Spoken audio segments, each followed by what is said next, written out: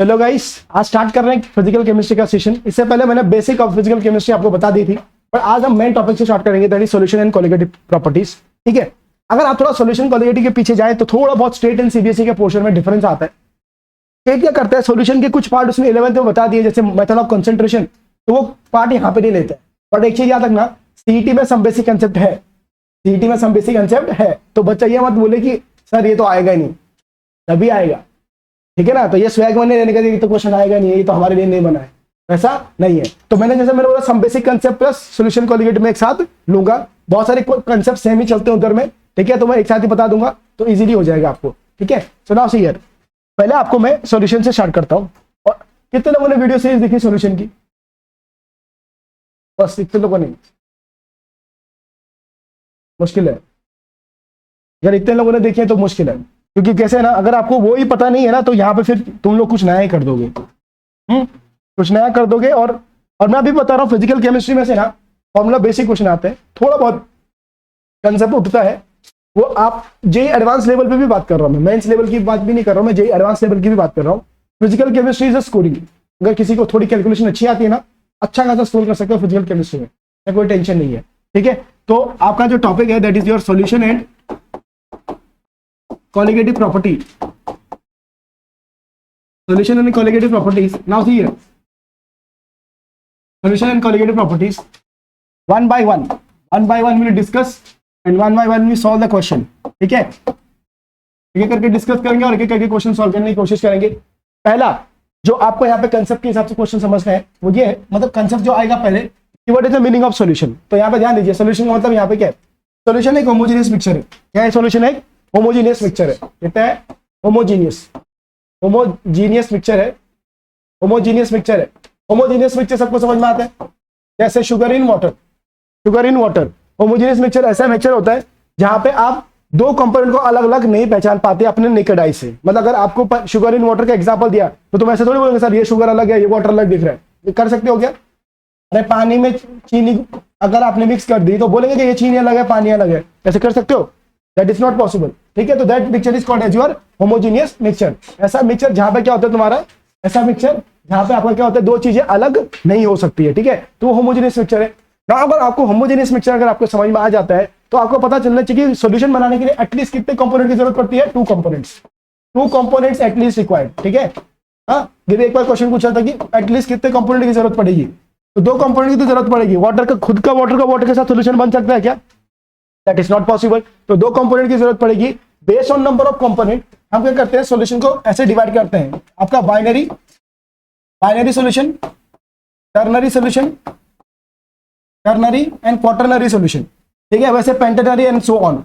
अगर आपके पास सिर्फ दो ही कंपोनेंट प्रेजेंट है, अगर आप सॉल्यूशन में कितने कंपोनेंट प्रेजेंट है, अगर आपका दो ही कंपोनेंट प्रेजेंट है तो बाइनरी, मतलब एक सोल्यूट एंड एक सॉल्वेंट। सॉल्यूशन में क्या होता है, एक पार्ट क्या होता है तुम्हारा सोल्यूट का और दूसरा पार्ट क्या होता है तुम्हारा सॉल्वेंट का। सबको पता है ना, ये तो दो पार्ट होते हैं। तो अगर sugar in water is the best combination of binary solution. Please listen here very carefully, because अगर आप फिजिकल के ये पॉइंट को नहीं समझ पाए तो आगे फिजिकल समझनी मुश्किल हो जाएगी। ठीक है, नाउ उसके बाद टर्नरी में कितने कंपोनेंट होंगे तुम्हारे, टोटल 3 कंपोनेंट होंगे, और क्वाटरनरी में टोटल कितने कंपोनेंट होंगे, 4 कंपोनेंट होंगे। ठीक है ना, सो ये आपको based on the number of component. Ternary solution का बेस्ट एग्जांपल क्या है, लेमन। आपने पानी लिया, नींबू लिया और उसमें क्या डाला आपने, शुगर डाला, 3 कंपोनेंट हो गए ना। हाँ, क्वाटरनरी का चाय बना रहे तुम, अरे दूध चाहिए, पानी चाहिए, चाय पत्ती चाहिए और चीनी चाहिए, नहीं चाहिए?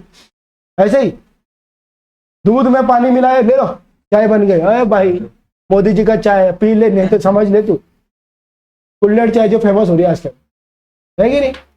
हाँ, तो समझ रहे ना, तो 4 कंपोनेंट की उसके हिसाब से ना। अब आपको यहाँ पे बहुत सारे बेसिक कंसेप्ट में जो समझा दे रहा हूँ, अच्छे से समझना कि आपका सोल्यूट एंड सॉल्वेंट के हिसाब से सॉल्यूशन, जैसे मैंने आपको बोला कि 2 कंपोनेंट में जैसे डिवाइड है, सॉल्यूशन 2 कंपोनेंट में डिवाइड है। एक कंपोनेंट आपको बोलते हैं सोल्यूट, एक कंपोनेंट आपका सोल्यूट है और दूसरा कंपोनेंट आपका क्या है, तुम्हारा सॉल्वेंट है। एक कंपोनेंट क्या है तुम्हारा, सोल्यूट है, दूसरा कंपोनेंट क्या है तुम्हारा, सॉल्वेंट है। सोल्यूट वो कंपोनेंट है जिसका कम प्रोपोर्शन में, लेस प्रोपोर्शन में रहता है। क्या रहता है, कम प्रोपोर्शन में प्रेजेंट होगा। ठीक है, गेटिंग। और जो डिसॉल्व होता है, और जो इट इज डिसॉल्व किसमें डिसॉल्व होगा, ये सॉल्वेंट में। ठीक है, कम प्रोपोर्शन में प्रेजेंट है, समझे ना। शुगर इन वाटर में पानी ज्यादा होगा या शुगर ज्यादा होगा,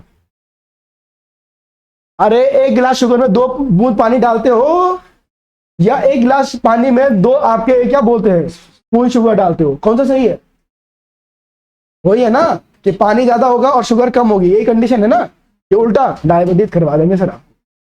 इसलिए मैं ज्यादा चॉकलेट नहीं खाता, मेरे को डायबिटीज का खतरा रहता है, ठीक है। तो इसलिए मैं चॉकलेट वॉकलेट थोड़ा कम खाता हूँ। हाँ समझ रहे हो ना। अब ध्यान दो, तो अभी सॉल्वेंट आपको समझा। सॉल्वेंट में क्या होगा तुम्हारे बेटा, पानी ज्यादा होगा ना, तो ज्यादा प्रोपोर्शन में, ज्यादा प्रोपोर्शन में है। और ये क्या करता है, डिजोल्व करवाता है। ये क्या करता है तुम्हारा, डिजोल्व द सोल्यूट, ये सोल्यूट को डिजोल्व करता है। एक चीज याद रखना, कॉन्सेंट्रेशन जो टर्मिनोलॉजी है यहाँ पे, कॉन्सेंट्रेशन का एग्जैक्ट फॉर्मूला किसी को पता है? It is C is equal to N by V, number of moles पर यूनिट वॉल्यूम। तो ये नंबर ऑफ मोल्स होते हैं सोल्यूट के, ठीक है। अगर कभी भी कॉन्सेंट्रेशन बोली जा रही है तो in terms of number of moles of solute ही बोला जाता है, ध्यान रखना। कॉन्सेंट्रेशन किसके टर्म्स में बोला जाता है, number of moles of solute. Number of moles of किसके फॉर्म में बोला जाता है, सोल्यूट के फॉर्म में बोला जाएगा, ठीक है। सोल्यूट में कितने नंबर ऑफ मोल्स हैं उसके हिसाब से ही आपको कॉन्सेंट्रेशन क्या होगा तुम्हारा बोला जाएगा, अदरवाइज यहाँ पे ये बोला नहीं जाता है। समझ रहे मेरी बात को ना। अब उसके बाद आपको यहाँ पे एक चीज समझनी पड़ेगी कि अगर ये ऐसा है, तो आपका कॉन्सेंट्रेशन तो आपको समझ में आ गया, नंबर ऑफ मोल्स के फॉर्म में है। उसके बाद आपको ये चीज यहाँ पे समझनी पड़ेगी, there are lot of the method through which we can represent the concentration, ठीक है। बहुत सारी मेथड है जिससे कॉन्सेंट्रेशन रिप्रेजेंट की जा सकती है, percent by mass, percent by volume, molarity, mole fraction, formality, normality, हाँ, और पीपीएम है, पीबीबी है, हाँ। तो बहुत कुछ है, मतलब जिंदगी खराब है। इनडायरेक्टली तुम समझो कि जिंदगी खराब है, बहुत सारी चीजें हैं, ठीक है। तो अगर आप यहाँ पे देखेंगे कि सॉल्वेंट भी 2 टाइप के होते हैं। सॉल्वेंट भी क्या होते हैं तुम्हारे, 2 टाइप के, एक पोलर, हाँ, और एक नॉन पोलर। पोलर सॉल्वेंट और एक नॉन पोलर सॉल्वेंट। एक पोलर सॉल्वेंट होता है और एक क्या होता है तुम्हारा, नॉन पोलर सॉल्वेंट होता है। अब देखो सुनो, पोलर सॉल्वेंट में बेस्ट एग्जांपल क्या है, वाटर, मतलब जिसके पास परमानेंट डाइपोल मोमेंट है। जिसके पास क्या है, परमानेंट डाइपोल मोमेंट है ना, इसके पास परमानेंट डाइपोल मोमेंट। जैसे ये O, ये H और ये H, बॉन्ड एंगल आपका है, और ये H और माइनस दिख रहा है, ये डेल्टा माइनस और ये डेल्टा प्लस है कि नहीं। तो जिसके पास पॉजिटिव और नेगेटिव चार्ज आ जाता है वही क्या बनाता है तुम्हारा, डाइपोल। और याद रखना, dipole is only a property of covalent bond, it is not a property of ionic bond. अगर केमिकल बॉन्डिंग में मुझे टाइम मिला तो वापस केमिकल बॉन्डिंग रिवाइज करवा दूंगा, पर याद रखना ये किसके लिए सिर्फ प्रॉपर्टी है, तुम्हारे किस बॉन्ड की प्रॉपर्टी है, it is only the property of your which bond, covalent bond. Ionic bond की प्रॉपर्टी नहीं होती है। अब याद रखना, लाइक डिसॉल्व इन लाइक, एक कंसेप्ट क्या है तुम्हारा, लाइक डिसॉल्व इन लाइक का कंसेप्ट है, ठीक है। तो ध्यान रखना कि लाइक डिसॉल्व इन लाइक मतलब क्या, हाँ। सुल्तान मूवी देखी तुमने, सुल्तान मूवी देखी, वहां पे एक डायलॉग है, क्या आंसर, कि पहलवान की शादी पहलवान से हुई, जैसे डॉक्टर की शादी डॉक्टर से हुई। तो आपने कोई पहलवानी करनी पड़ेगी, है कि नहीं। इसका मतलब क्या करते, तुम्हारी आलिया भट्ट डॉक्टर है तो तुम डॉक्टर बनोगे, तो सर उसके डॉक्टर बनाने के चक्कर में तुम लोग क्या पता क्या हो गए, है कि नहीं। तो लाइक डिसॉल्व इन लाइक यही है यहाँ पे कंसेप्ट, की पोलर सॉल्यूट है, polar solvent, polar solute dissolve किसमें होंगे, तुम्हारे पोलर सॉल्वेंट में ही डिसॉल्व होंगे। जैसे एग्जांपल क्या है, बेस्ट एग्जांपल पोलर का क्या है तुम्हारा, बोलो बेस्ट एग्जांपल आपका NaCl in water, NaCl in water. जैसे ही आप चुटकी भर नमक पानी में डालोगे उसको लगता है कि मेड फॉर ईच अदर है, इतना फास्ट रिजल्ट होता है कि तुम्हें दिखे कुछ करने की जरूरत ही नहीं है, होता है ना, because it is polar. Na plus and Cl minus बनाएगा ना, अरे डिसोसिएट होगा ना, आयंस के फॉर्म में जाके नहीं जाएगा, हाँ। अब उसके बाद तुम बोलो ऑक्सीजन को लेके आओ, O2 इन वाटर बोलो, O2 इन वाटर, हाँ, ऑक्सीजन लेके आओ, ये बोलेगा गेट आउट, दिखना मत मेरे को। वाटर ऑक्सीजन को बोल रहा है, क्यों, ये नॉन पोलर है, ये क्या है, और वाटर क्या है, तो बोलेगा नहीं भाई देख तो अपनी बिरादरी का नहीं है, फिर निकल जाए जल्दी। तो इसलिए ये सही है, यहाँ पे डिसोल्यूशन होगा पर बहुत कम होगा, ठीक है। इसलिए क्या होता है, मैं आपको बहुत बार बताता हूं कि जो आपका ऑक्सीजन लेवल रहता है सी वाटर में पहले से ही कम रहता है, क्योंकि बिकॉज ऑफ दिस प्रॉपर्टी। और एक ऊपर से हम लोग जो भी इंडस्ट्री बेस है वो भी सी में डाल रहे, तो इसलिए जो आपके मराइन एनिमल्स रहते हैं उनको जीने के लिए बहुत मुश्किल होता है कि नहीं। मैं सोच रहा एक दिन तुमको खेकड़ा बना के वहां पे भेजूं, फिर तुम्हें पता चलेगा जिंदगी में कितना दुख है। अरे आया ना, बस वही चीजें मैं सोचने की कोशिश कर रहा हूँ। Okay getting? तो इसलिए हिसाब से आपको यहाँ पे पता होना चाहिए। और अगर मैं ऑक्सीजन को बोलूं, देखो ये वाला कॉम्बिनेशन बहुत जबरदस्त है, ऑक्सीजन प्लस अल्कोहल, है कि नहीं? नितिन ने आपको अल्कोहल सिखाया होगा ना? ऑक्सीजन का और अल्कोहल का। आई थिंक सर ने एक शॉर्ट बनाया था कि सर देसी दारू और इसका कुछ तो बनाया था ना। तो oxygen is being a non polar, alcohol is also a non polar. Non polar में कौन कौन से आते हैं? सारे organic solvent, alcohol, phenol, ether, benzene, सारे क्लोरोफॉर्म, सब ये सब क्या है तुम्हारे नॉन पोलर की कैटेगरी। मतलब क्या समझो तुम, ये ऑर्गेनिक, आपके ऑर्गेनिक सॉल्वेंट जो है ना सारे नॉन पोलर ही होते हैं। ठीक है? तो अगर तुम्हें कभी नॉन पोलर याद नहीं आया ना, तो अपने चैप्टर के नाम याद करना, aldehyde, ketone, carboxylic, alcohol, phenol, ether. अरे ये सब ये उसी कैटेगरी के। अरे तुम लोग, हम तो पहले, मेरे को तो याद नहीं आता, तो मैं चैप्टर के नाम याद कर लेता था, अल्कोहल, फिनॉल, ईथर, हो गया, चलो एग्जाम हो गया ना। तीनों के तीनों आपके भाई उसमें नॉन पोलर में आते हैं। ठीक है? तो समझ में आया सब लोगों को? उसके बाद आपको ये चीज समझनी पड़ेगी कि water is a universal solvent. Water is a, हाँ, वाटर आपका यूनिवर्सल सॉल्वेंट है। Water is a universal solvent. ये यूनिवर्सल सॉल्वेंट इसलिए है क्योंकि सारे के सारे इसमें क्या होता है, हर कोई चीज इसमें डिसॉल्व हो सकती है। All the thing can be easily dissolve, इसलिए हम इसको क्या बोलते हैं, तुम्हारा यूनिवर्सल सॉल्वेंट बोलते हैं। इसलिए वाटर को बोला जाता है एज अ यूनिवर्सल सॉल्वेंट। ठीक है? रेडी? क्योंकि each and everything can be easily dissolve in the water. ठीक है? तो ये समझ में आ गया आपको? ठीक है? अब आगे बात करते हैं मेथड ऑफ एक्सप्रेसिंग कंसेंट्रेशन। ठीक है? उससे पहले सॉल्यूशन को भी based on state of matter 9 component में डिवाइड होता है। ठीक है? Solution based on states of matter के हिसाब से सॉल्यूशन आपके 9 कंपोनेंट में डिवाइड होता है, 9 कंपोनेंट्स में डिवाइड होता है। कैसे? ऐसा, solid solute with a liquid solvent, ऐसा करके कॉम्बिनेशन। कितना स्टेट्स है तुम्हारे? Solid, liquid, gases. तो आपका सॉलिड सॉलिड लिक्विड गैसेस में हो सकता है, और सॉलिड किस में हो सकता है? Solid, liquid, gases. तो इसके पेयर बनाओ, 3 3 से कितना हो जाएगा? 9। समझे ना? बेसिक प्रोबेबिलिटी थ्योरम है। रेडी? हाँ, इसको क्या बोलते हैं? म्यूचुअली एक्सक्लूसिव इवेंट या इंडिपेंडेंट इवेंट। अरे प्रोबेबिलिटी अगर 2 इवेंट की, तो probability of A into probability of B होता है ना, जब इंडिपेंडेंट एक दूसरे पर डिपेंड नहीं करते, कोई इंटरसेक्शन नहीं है ही नहीं। भाई मैं क्या बोल रहा हूँ पता, मैं हिमालय चले जाता, तुम लोगों को साथ में लेके चलो, चलो, है कि नहीं? क्या तुम लोग पुणे जैसे सिटी में रह के कैरियर नहीं बना पा रहे हो? हाँ, इसलिए याद आता है मेरे को, गांव में लेके जाते इनको भैंसों के साथ, कम से कम वहां पर डेयरी बिजनेस तो चालू कर सकते हैं। अरे सच्ची बता रहा हूँ मैं। हाँ, कल मैंने किसी की तो पेरेंट्स को मैंने एडवाइस दी है, सच्ची बता रहा हूँ। मेरे को बोल रहा था कि सर मेरे बच्चे को 45% आए हैं 10th में प्रीलियम में, और उसको जेई के लिए पढ़ना है? मैं बोला इतना ज्यादा एम्बिशियस है आप? बोले सर बच्चा करेगा। मैं बोला बहुत अच्छी बात, करेगा ही करेगा। मैं बोला, मैं उनको बोला आपके गांव में खेती है? बोलते हाँ सर है। मैं बोला भैंस, काऊ, बफेलो सारे है ही ना? बोला उधर भेजो एक महीने इसके लिए, थोड़ा बहुत कुछ चेंज आए। पेरेंट्स मेरे को ये ऐसे राय देकर के पेरेंट्स शॉक हो जाते हैं, ये बंदा बहुत खराब है। मैं बोला बचपन से ही ऐसा है, ध्यान इधर। क्लियर? तो कितने कंपोनेंट होंगे तुम्हारे? 9 कंपोनेंट बनेंगे। 9 कंपोनेंट समझ में आए ना? तो यहाँ पे ना स्मोक किसका कंपोनेंट है, ऐसे करके क्वेश्चन पूछा था। स्मोक कौन सा कंपोनेंट है? स्मोक क्या है? गैस है। किसमें? सॉलिड में। गैस इन गैस है। स्मोक क्या है? गैस इन एयर में डिफ्यूज है ना? किसमें डिफ्यूज है? एयर में। तो गैस इन गैस क्या है तुम्हारा, समझे ना? उसके बाद अमलगम किसका एग्जाम्पल है? हाँ, अमलगम सॉलिड से बनता है, बिकॉज अमलगम एक क्या है? अलॉय है। याद रखना, ये क्वेश्चन पूछा है, अमलगम क्या है? एक अलॉय है। उसमें वन ऑफ द कंपोनेंट क्या होगा? मर्क्यूरी। पर at room temperature mercury is liquid. At room temperature mercury is liquid. तो अलॉय बनाने के लिए सॉलिड कंपोनेंट चाहिए, तो लिक्विड इन सॉलिड। ध्यान रखना, ये 2 पूछ चुका है। ठीक है? स्मोक मैं बोल दिया, ये बोल दिया। ठीक है? ये 2 पूछा गया था अभी तक। नाउ अब सुनो, method of expression, method of expressing a concentration.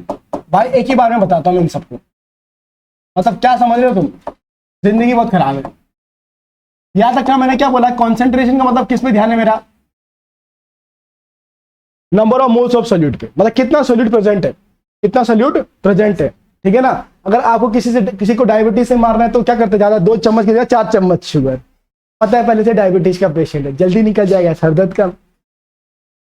अरे है कि नहीं? हाँ, तो वही मैं बोल रहा हूँ, कॉन्सेंट्रेशन बढ़ा देंगे। ठीक है? हाँ, अब ध्यान दो भी। Method of expressing a concentration.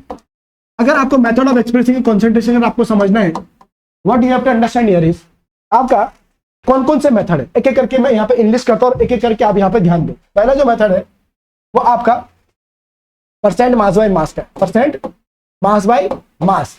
Percent mass by mass क्या बोलती है, mass of solute upon mass of solution. Percent का मतलब समझते हो क्या तुम लोग? हाँ, पर ये फील लेने का, परसेंट का मतलब समझ रहे हो ना? देखो सोल्यूशन में है ही दो कंपोनेंट, सोल्यूशन में है कितने कंपोनेंट? दो। तो अगर तुम्हें सोल्यूट का कितना परसेंट है वो निकालने हैं, तो अगर तुम्हें किसी भी सब्जेक्ट का परसेंट निकालना तो मार्क्स ऑफ 10 अपॉन टोटल होता है, सबको पता है ना? तो मुझे सोल्यूट निकालना तो क्या है तुम्हारा, सोल्यूट अपॉन टोटल। टोटल क्या है तुम्हारा? सोल्यूशन। सोल्यूशन किससे बना है? सोल्यूट प्लस सॉल्वेंट से। तो क्या होगा, mass of solute upon mass of solution. क्या होगा, मास ऑफ सोल्यूशन होगा, और ये मल्टीप्लाई बाय क्या आएगा तुम्हारा 100%, मल्टीप्लाई बाय 100%। ठीक है, ये आपका बन जाएगा। अगर आप जैसे ये बना रहे हो, उसके बाद अगर आप यहाँ पे बात करेंगे जो सॉल्यूशन है इसको क्या स्प्लिट कर सकते हैं, mass of solute plus mass of solvent पे। अगर मैं बोल रहा हूँ 10 ग्राम 10%, अगर मैं बोल रहा हूँ 10% NaCl, इसका मतलब क्या होता है 10 gram of NaCl, 10 gram NaCl in 90 gram of water में। अगर कुछ नहीं दिया तो क्या है, वाटर है, यूनिवर्सल सॉल्वेंट। समझा मेरी बात को? तो 10% समझा ना? 10% का मतलब क्या, उसमें सोल्यूट 10% है बस, और 1% मतलब 1 ग्राम। 1% का मतलब क्या होता है, 1 ग्राम होता है। समझा मेरी बात को? याद रखना, percent by mass independent of temperature, temperature पे डिपेंड नहीं करेगा। ये बहुत बार IIT भी पूछा है, तो ये इंडिपेंडेंट टेम्परेचर का क्या है, इंडिपेंडेंट ऑफ टेम्परेचर। ठीक है, इंडिपेंडेंट ऑफ टेम्परेचर, टेम्परेचर पे डिपेंड करता ही नहीं है। ठीक है, इंडिपेंडेंट ऑफ टेम्परेचर का मतलब टेम्परेचर पे डिपेंड करता ही नहीं है। और दूसरा, ये आपको एडिटिव है।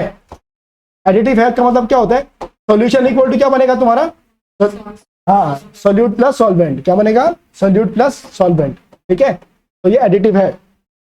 नाउ नेक्स्ट आपका जो मेथड ऑफ कंसंट्रेशन है, परसेंट वॉल्यूम बाय वॉल्यूम है। क्या है, परसेंट वॉल्यूम बाय वॉल्यूम है। अगर आप परसेंट वॉल्यूम बाय वॉल्यूम की बात करते हो तो वापस सेम वॉल्यूम के टर्म में एक्सप्रेस करो, वॉल्यूम ऑफ सोल्यूट अपॉन क्या है तुम्हारा, वॉल्यूम ऑफ सोल्यूशन। क्या है तुम लोग, वॉल्यूम ऑफ सोल्यूट बाद में याद रखना बेटा, अभी तो मैं पूरा लिखा के दे रहा हूं, बाद में तुम लोगों को वही पूछूंगा। हाँ, इसलिए ऐसा मत समझो कि मूवी चल रही है और मस्त पॉपकॉर्न खा के हम साइड में मजे ले रहा है। सही बोल रहा है बंदा, कुछ तो पले नहीं बड़ा पर बोल तो सही रहा है, थप्पड़ मारने मैंने। हाँ, मेरा एक ही रूल है पहले जिंदगी में, पहले प्यार प्यार प्यार, फिर थप्पड़ मार मार मार। हाँ, यही तो जिंदगी, इसी की वजह से तो मैं टिका हूं मार्केट में। हाँ, ध्यान दो। तो volume of solute upon volume of solution upon volume of solution multiply by 100। ठीक है, एक चीज याद रखना, जहां पे भी सॉल्यूशन आएगा ना वो टेम्परेचर पे डिपेंड करेगा। जैसे अगर आपने क्या किया, पानी लिया और उसको क्या कर रहे हैं आप, अगर उसको क्या कर रहे हैं आप, आपने गर्म किया उसको, तो धीरे धीरे क्या होगा, वेपर फेज में उसका क्या होगा, तुम्हारा लॉस होते जाएगा ना, है कि नहीं? तो टेम्परेचर बढ़ाए तो वॉल्यूम क्या होगा तुम्हारा, कम होते जाएगा। तो this quantity volume will be always depend on temperature, ये ध्यान रखना। तो टेम्परेचर डिपेंडेंट रहती है, हर जगह काम आएगी, और ये MCQ बनता है। तो ये क्या है तुम्हारा, टेम्परेचर डिपेंडेंट। हाँ, टेम्परेचर डिपेंडेंट है भाई, तो टेम्परेचर डिपेंडेंट ये आपका है, टेम्परेचर डिपेंडेंट। तो ये टेम्परेचर पे डिपेंड करता है। ठीक है, टेम्परेचर डिपेंडेंट का मतलब क्या है, टेम्परेचर पे डिपेंड करता है। और वॉल्यूम ऑफ सॉल्यूशन यहाँ पे नहीं बन सकता, ये एडिटिव नहीं है, एडिटिव नहीं है, मतलब volume of solution can not be equal to volume of solute and volume of solvent. अगर मेरे पास 10% volume by volume of NaCl बोलता हूं, तो भाई ये बोलूंगा कि ये 10 आपका 10 मिलीलीटर, याद रखना किसमें एक्सप्रेस करते हैं, millilitre. 10 millilitre in 100 litre of 100 millilitre of solution. क्या लिखूंगा मैं, 100 मिलीलीटर ऑफ सोल्यूशन। ठीक है, मैं बोलूंगा सोल्यूशन 100% पे, 90 पे नहीं बोलूंगा, 90 पे नहीं बोलूंगा, एडिटिव है ही नहीं। समझे? चलो अब ध्यान दो, आगे बढ़ते हैं, आगे बढ़ते हैं और तीसरा पे आते हैं, दैट इज योर मोलैरिटी। पहले मोल फ्रैक्शन ले लेता हूं। चलो, मोल फ्रैक्शन, मोल निकाले सबको सिखाया मैंने। मोल फ्रैक्शन को किससे रिप्रेजेंट करते हैं, x। सी, अब आपके पास ये अगर आपका बाइनरी सोल्यूशन है, एग्जाम में आपको क्या मिलेगा, बाइनरी सोल्यूशन। तो यहाँ पे N1 एंड N2, N1 मान लो मोल्स ऑफ सॉल्वेंट है, मोल्स ऑफ क्या है, सॉल्वेंट। ठीक है, और N2 क्या है, मोल्स ऑफ सोल्यूट। N2 क्या है तुम्हारा, देखो इधर, N2 क्या है तुम्हारा, moles of solute, moles of solute.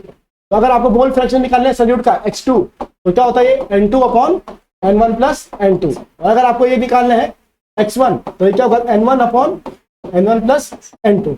दोनों को ऐड करेंगे तो हमेशा कितना आता है 1। समझो मेरी बात को। ये कंडीशन किसके साथ है, बाइनरी सोल्यूशन। किसके साथ है ये तुम्हारा, बाइनरी सोल्यूशन। ठीक है, तो बाइनरी सोल्यूशन में हमसे ये सारी चीजें करती हैं।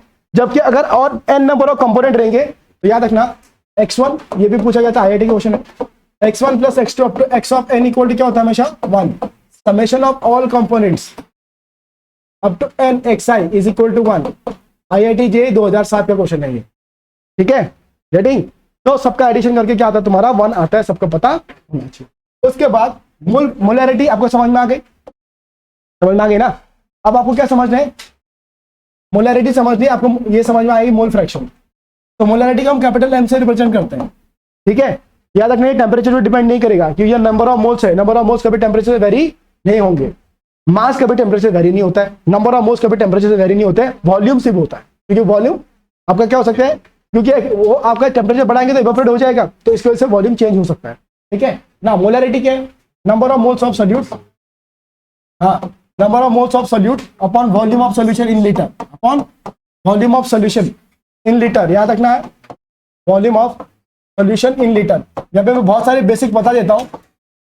ठीक है, ये method of expression of concentration, some basic concept भी बता रहा हूं, मैं भी बता रहा हूं, सम बेसिक भी सिखा दे रहा हूं, सॉल्यूशन भी सिखा दे रहा हूं, प्लस रिडॉक्स भी सिखा दूंगा इसी में। समझे, रिडॉक्स में कुछ नहीं आता, बैलेंसिंग एक सिंपल क्वेश्चन आता है, ऑक्सीडेशन नंबर निकालना आना चाहिए। ठीक है, मेरा रूल ही अलग है जिंदगी का, जिए तो जिए कैसे बिना आपके, है कि नहीं। हाँ, तो समझो सारी चीज समझनी पड़ेगी। ठीक है, हाँ। सो मोलैरिटी आपको समझ में आया मैं क्या बोल रहा हूँ, मोलैरिटी के रिलेटेड क्या है। तो अब number of moles of solute upon volume of solution in litre है, तो इसका यूनिट क्या होगा, इसका यूनिट क्या होगा, ध्यान ना, मोल पर लीटर। क्या होगा ये, मोल पर लीटर। अब एक चीज याद रखना, ये टेम्परेचर पे डिपेंड करता है, डिपेंड ऑन टेम्परेचर। क्या, डिपेंड ऑन टेम्परेचर। क्यों, क्योंकि इसके साथ वॉल्यूम आ गया, क्या आ गया, हाँ, तो ये टेम्परेचर पे डिपेंड करेगा। यहाँ पे बहुत सारे ऐसे रिलेशन है जो बहुत काम में आते हैं, इसलिए ध्यान दो, एक एक करके ध्यान दो। अब इसके आगे तुम्हें बहुत सारी ऐसी चीज पता चलेगी जो जिंदगी में कभी सुनी भी नहीं थी, तो इसलिए अच्छे से ध्यान दो कि क्या क्या बता जा रहा हूं मैं। ठीक है ना। अब मोलैरिटी आपको इंडिपेंडेंट ऑफ टेम्परेचर ये समझ में आ गया। अब आपको क्या बोलता है कि मान लो, बोलता चच्चा आपके पास क्या था, एक सोल्यूशन था। ऐसे क्वेश्चन आ रहे हैं बहुत बात, बोल रहा आपके पास सोल्यूशन है। ठीक है, आप इसको टाइट्रेट करवा रहे हैं, टाइट्रेशन या कुछ भी ले लो। इनिशियल इसके number of moles, initial number of moles क्या है तुम्हारे n, और आपका वॉल्यूम क्या है तुम्हारा V1, वॉल्यूम क्या है V1, और मोलैरिटी कुछ तो है आपकी M1 मोलैरिटी मान लो। अब आपने क्या किया, इसमें और पानी डाल दिया, क्या कर दिया, और पानी डाल दिया। अब मेरे को बताओ, जब मैं यहाँ पे पानी डालूंगा तो बताओ number of moles of solute change होंगे, होंगे नहीं, चेंज होगा। Number of moles of solute change नहीं होगा, दो कॉन्सेंट्रेशन चेंज होगा, कि कॉन्सेंट्रेशन नंबर ऑफ मोल्स पर यूनिट वॉल्यूम है। अगर 1 लीटर पानी में 2 चम्मच चीनी डाली, ठीक है, वापस उसमें 1 लीटर पानी और डाला तो 2 लीटर पानी में क्या हो गया, तुम्हारी 2 चम्मच चीनी हो गई, बट उससे number of spoon of sugar effect हुआ है क्या, सिर्फ वॉल्यूम बढ़ा है ना। तो इसलिए मैं बोल रहा हूँ number of moles will remain the same while you are diluting. जब डाइल्यूशन होता है तो नंबर ऑफ मोल्स क्या होते हैं, सेम। हाँ, आप कॉन्सेंट्रेशन बढ़ा रहे हो तो नंबर ऑफ मोल्स चेंज होंगे। तो आपने 2 स्पून शुगर के 3 स्पून कर दिया तो नंबर ऑफ मोल्स चेंज होगा। अरे हाँ या ना, ये जेई बहुत फेमस पूछा है, ये क्वेश्चन पे जेई बहुत फेमस पूछा है। तो उस केस में आपका क्या हो जाएगा, तुम्हारा यहाँ पे वॉल्यूम तो बन जाएगा V2, वॉल्यूम क्या बन जाएगा V2, और नंबर ऑफ मोल्स क्या हो जाएगा तुम्हारा, लो नंबर ऑफ मोल्स n ही रहेगा। ठीक है, और यहाँ पे आपका यहाँ पे वॉल्यूम क्या, मोलैरिटी क्या हो जाएगी तुम्हारी M2। सबको पता है मोलैरिटी क्यों चेंज हो रही है, क्योंकि नंबर ऑफ मोल्स पर यूनिट वॉल्यूम चेंज हो रहा है। वॉल्यूम बढ़ने की वजह से क्या हो रहा है, आपका कॉन्सेंट्रेशन क्या हो रहा है, चेंज। ऐसी बात समझनी है। अगर आपने मान लो 1 गिलास का पानी लिया, उसमें 3 स्पून शुगर डाला और तुम पी रहे हो, 1 सिप आपने ली, उसके बाद आपने 1 गिलास पानी और डाला, 1 गिलास पानी और, डाइल्यूशन कितना हो गया, डबल। तो अभी मिठास कम हो जाएगी ना, है ना, क्या कीर्ति सही बोल रहा हूं मैं।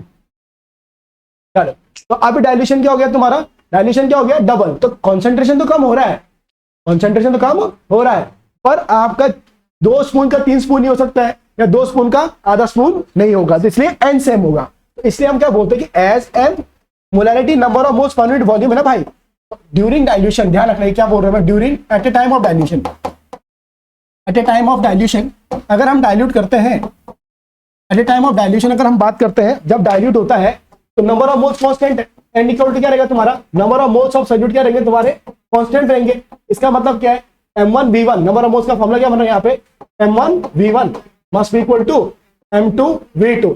Please mind that volume is not additive, volume is not, ऐसा नहीं बोलेंगे आपके final volume V1 plus V2 हो गया, या वॉल्यूम को तुम डायरेक्ट ऐड नहीं कर सकते, ठीक है, गेटिंग।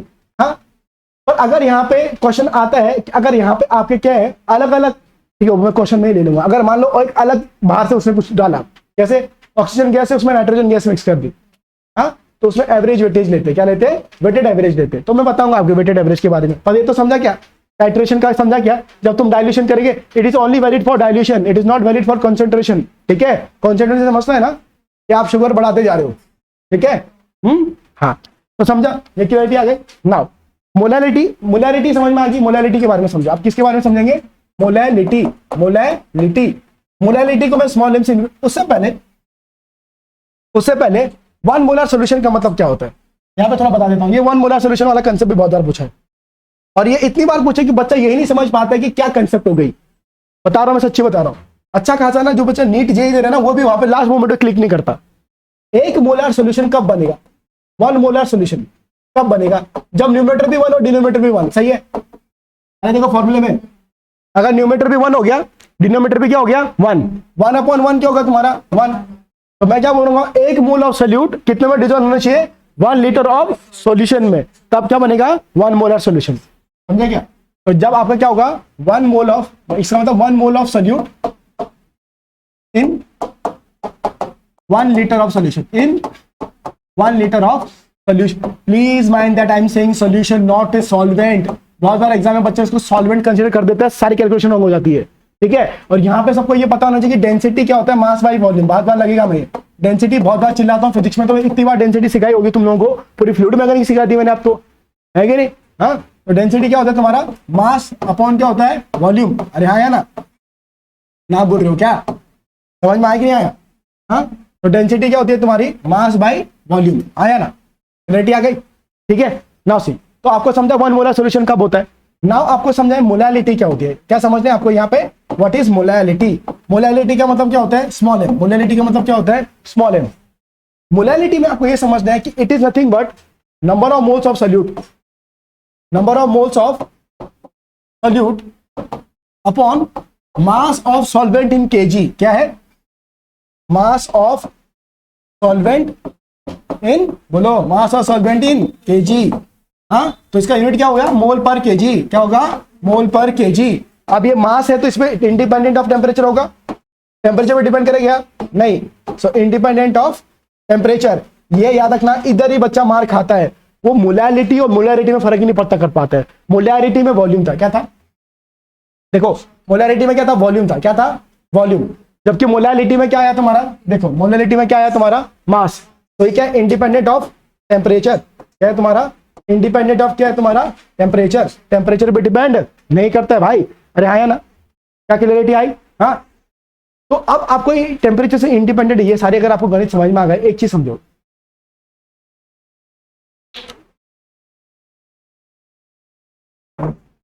एक चीज आपको यहां पे समझनी पड़ेगी, वो ये समझनी पड़ेगी कि 1 मोलर सॉल्यूशन क्या होगा। फिर इसको मैं स्मॉल एम से नोट करता हूं, तो 1 मोलर सॉल्यूशन, एक मोलर सॉल्यूशन कब बनेगा, जब न्यूमरेटर 1 और डिनोमिनेटर भी 1। तो मतलब क्या, 1 मोल ऑफ सोल्यूट इन, बोलो, 1 mole of solute in 1 kg of solvent. सही है, 1 kg ऑफ सॉल्वेंट। एक्चुअली एक रिलेशन लगता है मोलैरिटी एंड मोलैलिटी का, एक रिलेशन लगता है मोलैरिटी एंड मोलैलिटी का। ये थोड़ा जेईई मेंस के क्वेश्चन और कभी कभी एडवांस के क्वेश्चन लगता है, तो एक रिलेशन बता देता हूं, सुनो। रिलेशन बिटवीन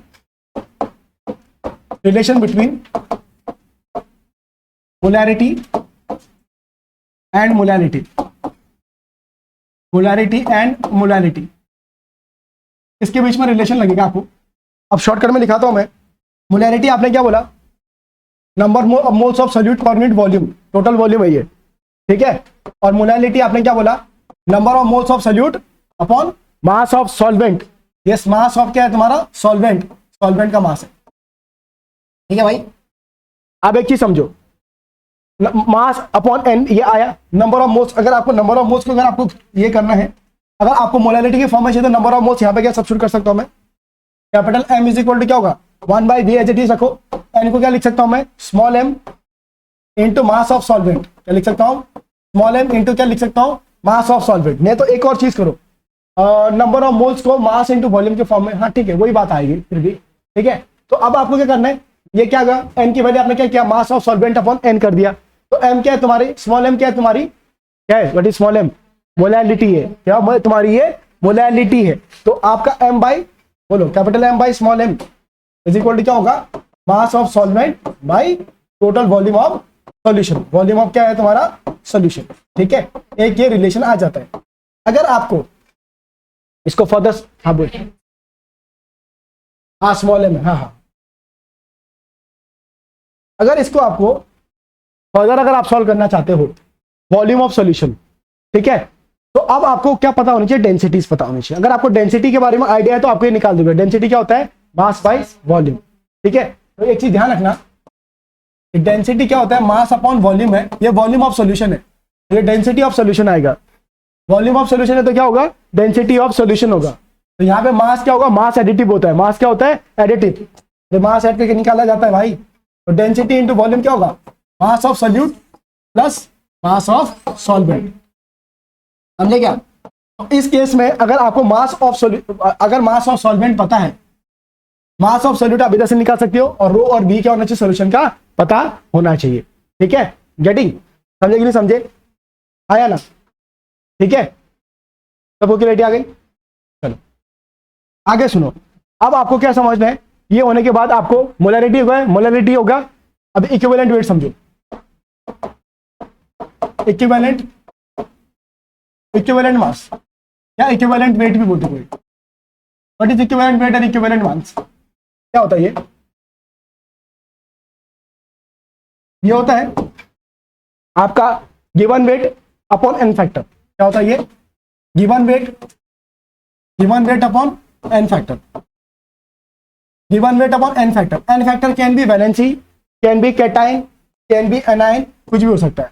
ये हो सकता है वैलेंसी, ये हो सकता है आपका कैटाइन कितनी है आपके उसके ऊपर, या एनाइन कितना है उसके हिसाब से आप निकाल सकते हो, समझे। कैसे समझो, समझो कुछ ऐसे कि आपको Al3 प्लस का, Al3 प्लस का आपको क्या निकालना है, तुम्हारा Al3 प्लस का आपको निकालना है क्या, you want to find equivalent मास।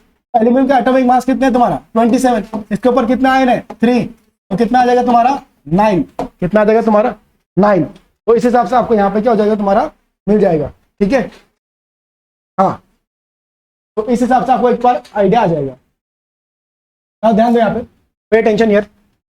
वैसे अगर आपको बोला कि find the molecular mass, find the molecular mass of sodium, मतलब equivalent weight of sodium, sodium नहीं, मान लो आपको सोडियम की जगह आपको पूछ लिया कैल्शियम का, कि भाई कैल्शियम का इक्विवेलेंट वेट निकालो, तो कैल्शियम की वैलेंसी कितनी होती है 2, और क्या होता है ये मैंने क्या बोला, इक्विवेलेंट वेट क्या है, given weight upon N factor. तो गिवन वेट कितना होगा इसका 40 है, और इसका एन फैक्टर मतलब वैलेंसी कितनी है इसके 2।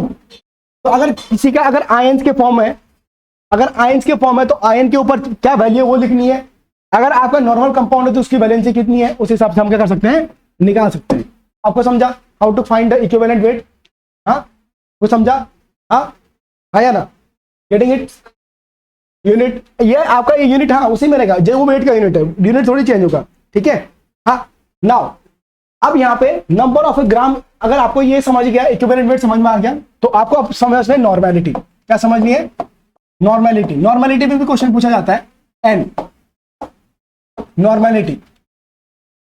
ऐसा नॉर्मेलिटी है, फॉर्मेलिटी भी है, पर फॉर्मेलिटी पे फॉर्मेलिटी नहीं हो रही है, मतलब उसमें कोई क्वेश्चन पूछ ही नहीं जा रहा है, ठीक है ना। हाँ तो मैं फॉर्मेलिटी नहीं करवा रहा हूं तुम्हारे साथ, तो नॉर्मेलिटी करवा रहा हूं आपको, ठीक है। तो नॉर्मेलिटी क्या बोलता है कि नॉर्मेलिटी का फॉर्मूला है कि number of gram equivalents, number of gram equivalent, number of a gram equivalents, number of a gram equivalent upon volume of solution, upon volume of solution, ठीक है। now what is the gram equivalent, ठीक है। अब आपने क्या बोला कि number of gram equivalents upon volume of solution बोला आपको, ठीक है। तो अगर आप देखेंगे जो ग्राम इक्विवेलेंट होगा, यहाँ पे जो ग्राम इक्विवेलेंट होगा, ये आपका क्या फॉर्मूला बनाएगा, ये बनाएगा आपको weight of the substance, weight of a substance. अगर जो आपका गिवन वेट है upon N factor, weight of the substance upon क्या है तुम्हारा एन फैक्टर, ठीक है, weight of the substance upon N factor आपका बनाएगा। तो ये आपका क्या बनाएगा, तुम्हारा gram equivalent weight of the substance upon, नहीं एन फैक्टर नहीं, weight of the substance upon equivalent weight, वो उसी का बन जाएगा अपॉन इक्विवेलेंट वेट, ठीक है, याद रखना। ग्राम इक्विवेलेंट कैसे निकालेंगे, weight of the substance upon your equivalent weight, ठीक है। It is as simple as number of moles, और ये और ज्यादा क्या रहता है, प्रिसाइज रहता है। समझा क्या डिफरेंस है, इक्विवेलेंट मास में डिफरेंस है और ग्राम इक्विवेलेंट में डिफरेंस है। ग्राम इक्विवेलेंट क्या होता है, weight of substance upon equivalent weight, and what is equivalent weight, equivalent weight is your given weight upon N factor. समझा मेरी बात को, तो ये आपको यहाँ पे पता होना चाहिए। वैसे अगर आप डायल्यूशन करेंगे तो नंबर ऑफ इक्विवेलेंट्स क्या रहते हैं तुम्हारे, सेम। तो क्या होगा तुम्हारा n1v1 is equal to n2v2, n1v1 is equal to क्या होगा तुम्हारा n2v2 ऑन द डायल्यूशन। किसके हिसाब से, आपका जब आपका कर रहे डायल्यूशन कर रहे, अगर आप डायल्यूशन कर रहे, अगर आपका कर रहे तुम्हारा डायल्यूशन कर रहे, तो उस केस में आपका क्या होगा, तुम्हारा नंबर ऑफ इक्विवेलेंट सेम होंगे। जैसे मोलैरिटी में नंबर ऑफ मोल्स क्या हो रहे तुम्हारे same. There exist one more relation कि नॉर्मेलिटी और मोलैरिटी के बीच में। तो नॉर्मेलिटी याद रखना, normality is equal to N factors times molarity. इसको डिराइव भी कर सकता हूं, पर अभी डिराइव नहीं कर रहा हूं, 2 मिनट में डिराइव हो भी जाता है ये। तो normality is equal to N factors times क्या होता है तुम्हारा, मोलैरिटी होता है, ठीक है। इस पे एक बार क्वेश्चन पूछ चुका है, तो इसलिए मैंने आपको ये बता दिया कि नॉर्मेलिटी क्या होता है, एन फैक्टर से हम मल्टीप्लाई करते हैं किसको, मोलैरिटी को, तो वो आपका यहाँ पे बन जाएगा।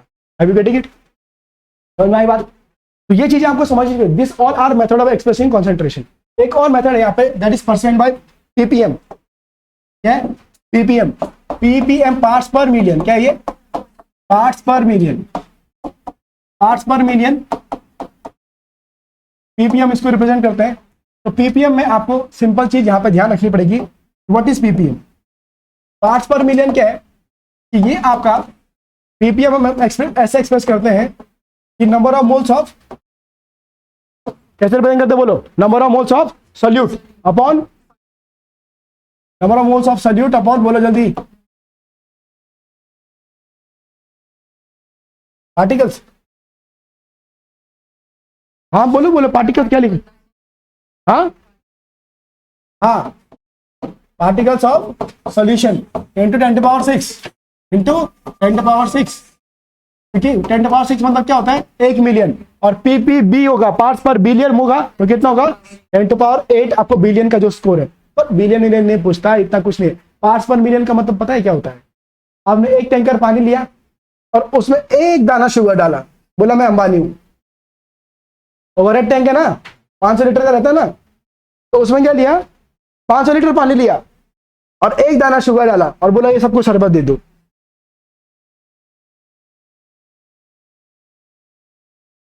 अरे समझ रहे हो क्या, ये क्या हो गया, पीपीएम, पार्ट्स पर मिलियन। तो इतना पानी में अगर सुनो एक दाना शुगर जो उसका क्रिस्टल लिटस भी बना लो मैं, तो कितना जाएगा हर किसी को, तो वो समझ लो आप। तो वो कंसेप्ट है पार्ट्स पर मिलियन की। और पार्ट्स पर मिलियन तो बहुत ही ज्यादा अलग। आपने वो शुगर मॉलिक्यूल को भी क्या किया, क्रश किया और उसमें से छोटे छोटे एक एक फाइन पाउडर डाला, ये हो गया 1000 लोगों के लिए शरबत। अरे समझ रहे हो ना, पार्ट्स पर मिलियन का मतलब होता है कि 1 मिलियन सॉल्यूशन में एक आपका सोल्यूट पार्टिकल, 1 मिलियन सॉल्यूशन में एक सोल्यूट पार्टिकल, उसको बोलते हैं पार्ट्स पर मिलियन। समझे। तो this is all about method of expressing a concentration. ये आपको method of expressing a concentration बता देता है। अब उसके बाद अलग कंसेप्ट आती है कि अगर ये है तो आपको क्या समझना है इसके बाद, फैक्टर अफेक्टिंग, ठीक है।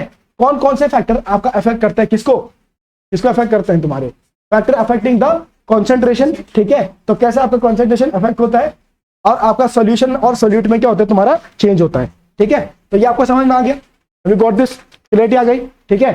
नाउ अब आपको मैं एक कर्व समझा देता हूं यहाँ पे, ठीक है। ड्रॉ करूंगा तो बहुत टाइम लगाएगा, ध्यान दो। स्मार्ट पैनल इसलिए तो लगाया है, फटाफट फटाफट काम होना चाहिए।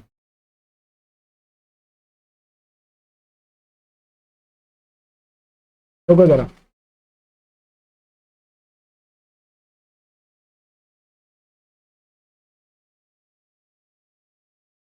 हाँ क्या हो गया, वो क्या हुआ, ले लेता फेच कर लेता वो, बेटा वो गूगल है।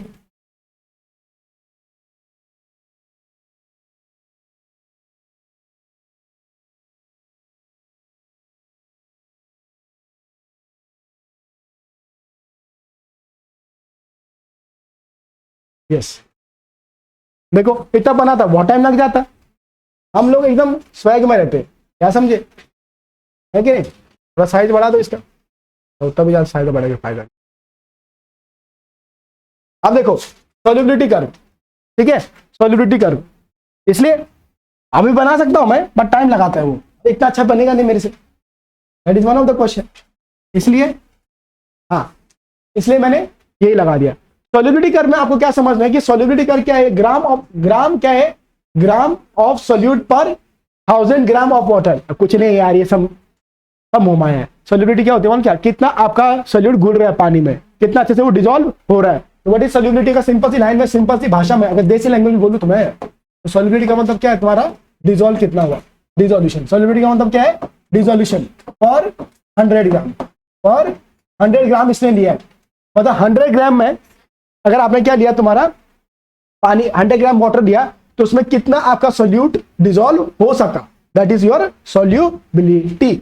अब देखो अलग अलग सोल्यूट अलग अलग बिहेवियर दिखा रहे और बहुत सारे फेमस आ रहे। देखो ये किसके वर्सेस रिलेशन है, सोल्युबिलिटी वर्सेस आपका टेम्परेचर का रिलेशन है। किसका रिलेशन है ये, टेम्परेचर का रिलेशन। नीचे आपका क्या है, टेम्परेचर है, ध्यान रखना, वाई एक्सिस पे क्या है, टेम्परेचर। अब सुनो, अब यहां पे देखो, सबसे पहले क्या ध्यान रखना है, याद रखना है ये किसके साथ, क्या मैं ग्राफ क्यों ऐसे बना के दे रहा हूं कि तुम्हें याद रहे। अगर सबसे पहले ऊपर चले तो के आई का क्या है, लीनियर कर्व है, कि जैसे जैसे टेम्परेचर बढ़ेगा इसकी सोल्युबिलिटी क्या हो जाएगी, तुम्हारी बढ़ जाएगी। तो के आई क्या होता है, पोटेशियम आयोडाइड, तो ये डायरेक्ट जाएगा, ये क्या जाएगा, डायरेक्ट। उसके नीचे सोडियम नाइट्राइट है, क्या है तुम्हारा, सोडियम नाइट्राइट, ये भी क्या दिखा रहा है, लीनियर, ये थोड़ा सा नॉन लीनियर दिखा रहा है पर बढ़ रहा है, क्या हो रहा है, बढ़ रहा है, दिख रहा है क्या। उसके बाद देखो अमोनिया चच्चा, टेम्परेचर के साथ इसकी सोल्युबिलिटी क्या हो रही है, कम हो रही है, दिख रहा है क्या, ये देखो अमोनिया NH3, हाँ अमोनिया, ठीक है ना। तो NH3 जो है ये टेम्परेचर के साथ उसकी सोल्युबिलिटी क्या हो रही है, तुम्हारी कम हो रही है, ठीक है। उसके बाद ये NaNO3 है, ठीक है, अगर दिखने रहा तो NaNO3 है। उसके बाद अगर आप देखेंगे ये जो है पोटेशियम नाइट्राइट है, ये देखो नाइट्राइट, देखो सीधा बढ़ रहा है, क्या बढ़ रहा है, सीधा बढ़ रहा है। तो नॉन लीनियरली इसका भी क्या हो रहा है, तुम्हारा इंक्रीज हो रहा है। अगर टेम्परेचर बढ़ा रहे हैं तो इसकी सोल्युबिलिटी क्या हो रही है, तुम्हारी नॉन लीनियरली क्या हो रही है, बढ़ रही है। और उसके बाद अगर आप देखेंगे सोडियम नाइट्राइट के बाद, उसके बाद SO2 जो है उसकी सोल्युबिलिटी टेम्परेचर के साथ क्या हो रही है, कम हो रही है, दिख रहा है। SO2 sulphur dioxide and ammonia दोनों क्या है, इनकी सोल्युबिलिटी टेम्परेचर के साथ क्या हो रही है, कम हो रही है। ये याद रखना, कम हो रही है, कितने लोगों की कम हो रही है, ध्यान रखना। बढ़ किस किसकी रही है अभी तक, AI की बढ़ी, sodium nitrite, potassium nitrite, NO3 का बढ़ा, ठीक है। तो ये आपको समझ रहे हैं। उसके बाद अब आगे देखो, ये आपका मैंने ले लिया KNO3, ये बढ़ गया। अब यहाँ पे KCl बढ़ रहा है पर मार्जिनली, KCl बढ़ रहा है पर क्या हो रहा है, मार्जिनली, ज्यादा कुछ ऊपर गया क्या कर्व, ये देखो ये कितने ऊपर चले गए, इधर तक आ गए, पर ये मार्जिनली बढ़ रहा है। और उसके बाद KCl के बाद NaCl is flat, see NaCl is flat, मतलब there is no effect of temperature on the solubility of NaCl। Please mind that KCl तो थोड़ा मार्जिनली तो बढ़ा, पर NaCl क्या बोल रहा है कि हम तो हार्ट अटैक करवाएंगे, हम तो हार्ट अटैक करवाते हैं, इसमें हमारा कोई फेल ही नहीं है, ठीक है। तो ये थोड़ा मैं इसको रेस करता हूं, यहाँ पे ज्यादा हो गया। तो अगर आप NaCl का कर्व देखो, NaCl का कर्व क्या चल रहा है तुम्हारा, फ्लैट चल रहा है, क्या चल रहा है, फ्लैट चल रहा है। और उसके बाद KClO3 देखो, ये KClO3 है, तो ये क्या हो रहा है तुम्हारा, बढ़ रहा है। KClO3 क्या हो रहा है तुम्हारा, बढ़ रहा है। अब सुनो, NaCl फ्लैट है, KClO3 भी बढ़ रहा है, ठीक है। पोटेशियम परक्लोरेट है, ये क्या है तुम्हारा, पोटेशियम परक्लोरेट, ClO3 क्या होता है, परक्लोरेट ग्रुप होता है, ठीक है। तो अब आपको क्या रखना है, what are the thing that you have to take in your mind. इससे डायरेक्टली मेंस में भी क्वेश्चन पूछा है और नीट में भी क्वेश्चन पूछा है। देखो पहले सोल्युबिलिटी के हिसाब से व्हाट इज द, क्या ये फैक्टर अफेक्टिंग द सोल्युबिलिटी है, क्या है तुम्हारा, फैक्टर अफेक्टिंग सोल्युबिलिटी। उसमें पहला फैक्टर हमने क्या लिया, टेम्परेचर, पहला फैक्टर क्या लिया, टेम्परेचर। तो टेम्परेचर से बहुत सारे लोग लीनियर रिलेशन दिखा रहे हैं, पर डायरेक्ट प्रोपोर्शन है, क्या है तुम्हारा, डायरेक्ट। हाँ ग्राफ लीनियर नहीं आ रहा है बहुत सारे लोगों का, बहुत सारे लोगों का नॉन लीनियर आ रहा है, पर बढ़ रहा है। तो ये ग्राफ याद रखने का एक ही टेक्निक है, क्या, नाइट्राइट ग्रुप और नाइट्राइट और आयोडीन, ये बहुत शार्पली बढ़ रहे हैं। देखो सोडियम नाइट्राइट और पोटेशियम नाइट्राइट देखो बहुत शार्पली ऊपर गए, और पोटेशियम आयोडाइड भी क्या सीधा निकल गया। उसके बाद आपको रॉटन एग स्मेल और पब्लिक वॉशरूम्स, मतलब अमोनिया एंड SO2, ये कम हो रहे। रॉटन एग स्मेल किसकी है, सल्फर डाइऑक्साइड गैस की है, SO2 गैस की है, याद रखना ये। और अमोनिया तो आपको पता है, हाँ कि नहीं। तो ये दोनों के दोनों टेम्परेचर के साथ क्या हो रहा है तुम्हारा, सोल्युबिलिटी क्या हो रही है तुम्हारी, कम हो रही है, ठीक है। तो ये देखो ये दोनों नीचे जा रहे हैं, उसके बाद आपका क्लोराइड, अमोनियम क्लोराइड। देखो क्लोराइड के 3 भाई, ammonium chloride, sodium chloride and potassium chloride. Chloride के 3 भाई है। क्लोराइड के 3 भाई में सिर्फ NaCl एक ऐसा है जिसमें कोई चेंज नहीं हो रहा है, एकदम फ्लैट लाइन। पूछा गया था एक बार कि कौन सा ऐसा कंपाउंड है फ्रॉम द बिलो जो कोई चेंज नहीं दिखाता है, मतलब डिपेंड नहीं करता है टेम्परेचर पे, ये कोई चेंज नहीं दिखा रहा, मतलब इंडिपेंडेंट ऑफ टेम्परेचर। तो NaCl क्या तुम्हारा NaCl। जबकि अमोनियम क्लोराइड और पोटेशियम क्लोराइड मार्जिनली चेंज दिखा रहे हैं। देखो अमोनियम क्लोराइड, ये देखो यहां पे से गया और सीधा आगे बढ़ रहा है, दिख रहा है क्या, यहां पे से गया और क्या बढ़ रहा है, सीधा आगे बढ़ रहा है। वैसे आपका क्या है, पोटेशियम क्लोराइड में क्या हो रहा है, यहां पे से गया और सीधा क्या बढ़ रहा है तुम्हारा, आगे बढ़ रहा है। Can you see this part. हाँ, तो ये चीज आपको ध्यान रखना पड़ेगा। उसके बाद पर क्लोराइड ग्रुप, उसके बाद क्या, पर क्लोराइड मतलब KClO3, क्या KClO3, इसको क्या बोलते हैं, पोटेशियम पर क्लोराइड। क्या बोलते हैं, पोटेशियम पर क्लोराइड बोलते हैं। ये भी लीनियर चेंज दिखा रहा है, ठीक है। तो एक्सेप्शन 3 पे ज्यादा पूछा जाएगा, अमोनिया, SO2 के और NaCl, ये आपको पता होना चाहिए। डायग्रामेटिकली बता दिया कैसे है, क्यों है, ठीक है। उस हिसाब से आपको अपने दिमाग को ध्यान रखना पड़ेगा। Have you got it, getting it.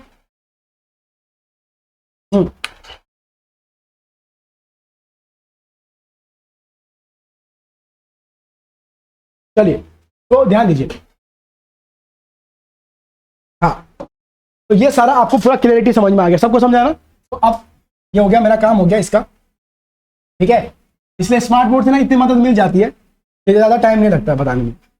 ये चीज लिख के नहीं आएगी नोट्स पे, ये चीज नोट्स पे लिख के नहीं आएगी, ठीक है। ये चीज मैंने दूसरी जगह लिखी।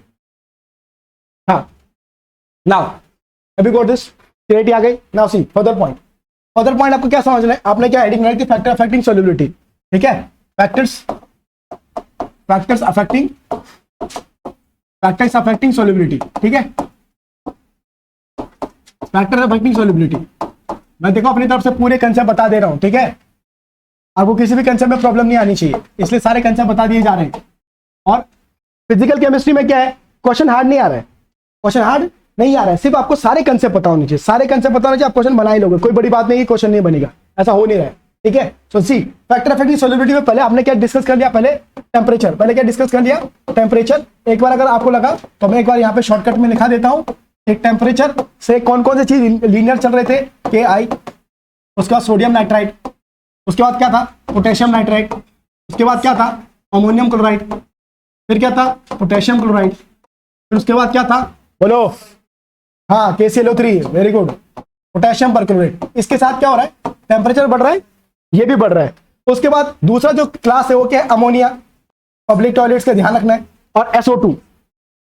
इसमें क्या हो रहा है, टेम्परेचर बढ़ रहा है तो ये क्या हो रहा है, कम, और फ्लैट चेंज किसमें आ रहा है, NaCl में फ्लैट, ये ध्यान रखना। मैंने तुम्हें इलेक्ट्रोमैग्नेटिक स्पेक्ट्रम याद करवाया था ना, वैसे तुम्हारे दिमाग में ये बैठे जाना चाहिए, क्योंकि इस पे क्वेश्चन अलग से ही पूछ रहा है। इसलिए जहां पे क्वेश्चन बहुत सारे पूछते ना, मैं वो ना पहले दिखा देता हूँ कि क्या है, और वो याद रखना। और ये इसको बोलते हैं सॉल्युबिलिटी कर्व से लिया गया। किसे लिया गया, सॉल्युबिलिटी कर्व। सॉल्युबिलिटी कर्व क्या है, it is a solubility versus temperature curve. Solubility curve क्या होता है, सॉल्युबिलिटी हम प्लॉट करते हैं with respect to temperature of 100 gram of solute, जो आपको क्या करना है, पानी में डिसॉल्व करवाना है। समझे मेरी बात को, ठीक है ना। अब टेम्परेचर के साथ समझ में आ गया। टेम्परेचर के बाद नेक्स्ट आपका आएगा आफ्टर टेम्परेचर, सेकंड आपको याद रखना कि based on solubility there are 3 type of solution. Based on solubility मैंने आपको ये थियरी में भी बहुत बार बताया होगा। बेस्ड ऑन सॉल्युबिलिटी यहाँ पे 3 टाइप के सॉल्यूशन होते हैं, अनसैचुरेटेड, बोलो अनसैचुरेटेड, हाँ, तो unsaturated, saturated and super saturated होते हैं। तो यहाँ पे हम तीनों डाल देते हैं हेडिंग। ये एक अनसैचुरेटेड है, एक अनसैचुरेटेड, एक आपका सैचुरेटेड, और एक आपका सुपर सैचुरेटेड। सैचुरेटेड और एक आपका सुपर सैचुरेटेड। Super saturated.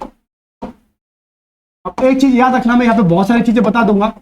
वैसे इसके बाद तो वैसे मुझे आयनिक इक्विलिब्रियम लेना चाहिए, बट इस चैप्टर के बाद मैं थर्मोडायनेमिक्स लूंगा, ठीक है। फिर थर्मोडायनेमिक्स लूंगा, फिर थर्मोडायनेमिक्स फिजिक्स और थर्मोडायनेमिक्स केमिस्ट्री, खत्म।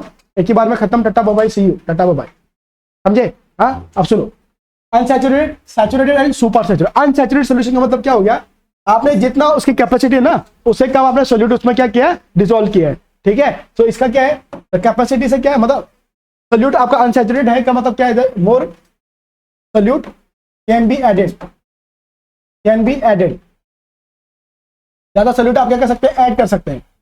हाँ, उसके बाद क्या है, equal amount of solute is added. Saturate हो गया मतलब जितना उसकी कैपेसिटी थी उतना सोल्यूट आपने ऐड कर दिया। Equal amount is added, amount is added. अब क्या होगा, और यहाँ पे सुपर में क्या, हाँ, more solute is added rather than इस कैपेसिटी। ज्यादा सोल्यूट आ गया, more solute is added beyond it capacity, उसके कैपेसिटी के ऊपर। और यही सोल्यूशन क्या बनाएंगे, नो, यही सोल्यूशन होंगे प्रिसिपिटेट। क्या बनाएंगे, प्रिसिपिटेट बनाते हैं। बोला था ना बहुत बार, इसी का क्या बनेगा, प्रिसिपिटेट। आयने के में याद आ रही क्या, क्या होगा, super saturated solution finally will convert into precipitated form. तो क्या बनाएगा तुम्हारा, प्रिसिपिटेट बनाएगा। हाँ, ये क्या बनाएगा तुम्हारा, फाइनली प्रिसिपिटेट बना देगा। हैव यू गॉट इट, समझे। तो unsaturated, saturated and super saturated, ठीक है, समझा। तो बेस्ड ऑन द सॉल्युबिलिटी ये 3 टाइप के होते हैं। मैंने based on state of matter बताया, based on number of component बताया, हर एक हिसाब से मैंने क्लासिफिकेशन बताई है, क्योंकि एग्जाम में किसी के हिसाब से भी क्वेश्चन पूछा जा सकता है। आप लोगों को क्लैरिटी होनी चाहिए, अगर आपको क्लैरिटी नहीं रही तो आप नहीं बना पाओगे, ये तो कंफर्म है।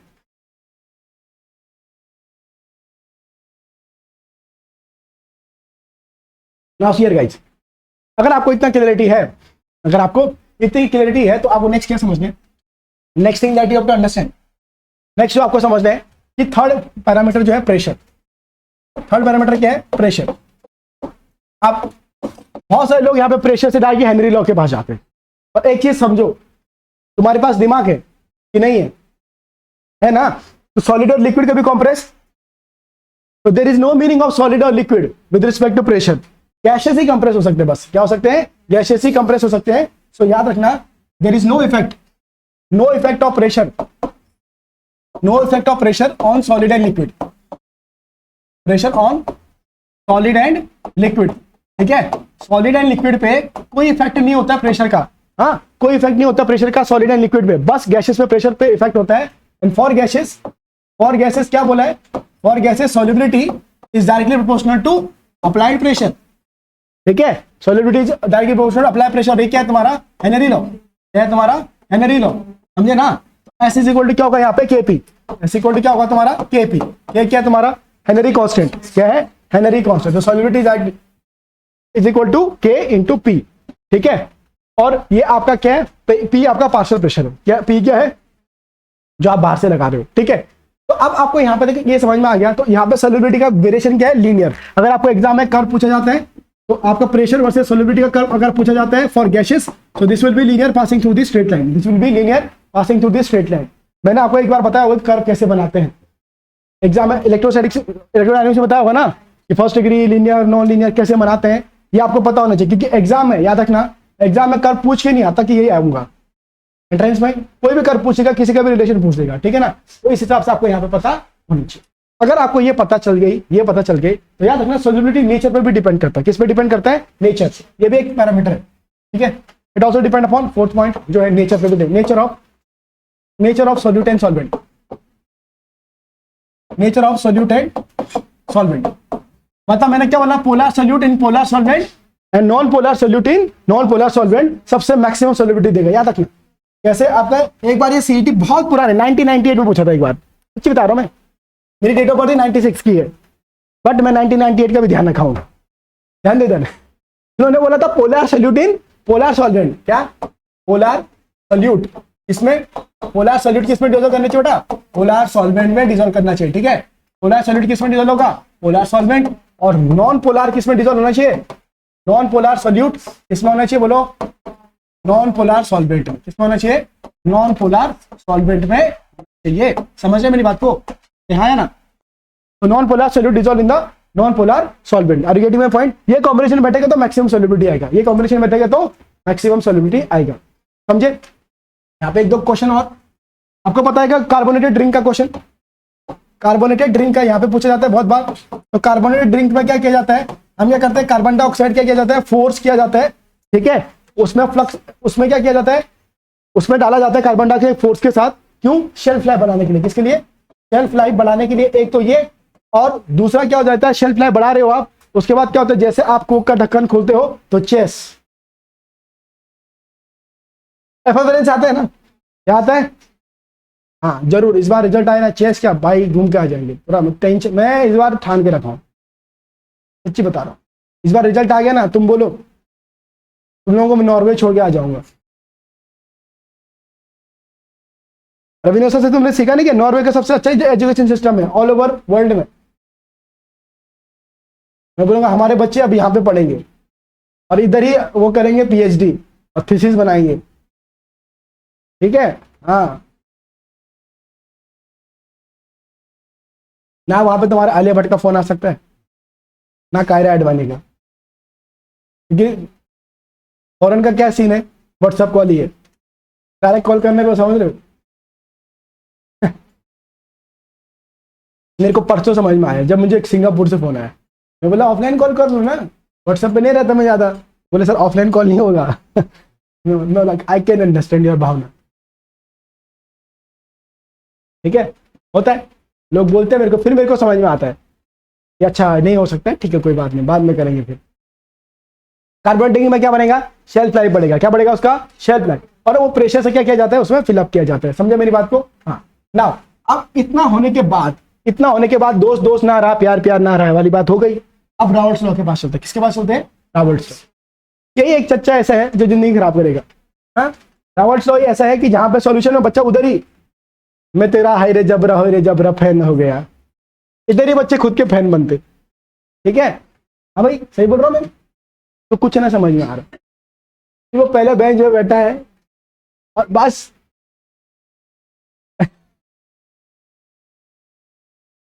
मैं कुछ नहीं बोल रहा, मैं बोल रहा तो बैठा है बस, लाइट बंद करना और खोलना तो हर किसी का काम है जो वहां पे बैठा है, तो बाय डिफॉल्ट है वो, ठीक है। हाँ चलो, कितने लोगों को पल्ले पड़ रही है कंसेप्ट। बहुत सारे लोग तो बस ऐसे बैठे हैं, जिए तो जिए कैसे बिन आपके। तुम लोग पढ़ते ही नहीं हो भाई। हाँ, बेजान मेरा भाई 2 दिन गायब होता है, बीमार होते हो 2 दिन, तो 2 दिन वो ट्रैकिंग पे जाता है, हार्ट ब्रेक करके आता है, फिर यहाँ पे बैठता है, यहाँ पे भी उसको कुछ नहीं समझ में आ रहा। हाँ, फिर वो जाता ट्रैकिंग को, फिर आता, तो ट्रैकिंग ही कर ले, तो पढ़ाई ही कर ले, या आलिया भट्ट के साथ ही घूम ले, वही तो चीज में परफेक्ट हो जाएगा।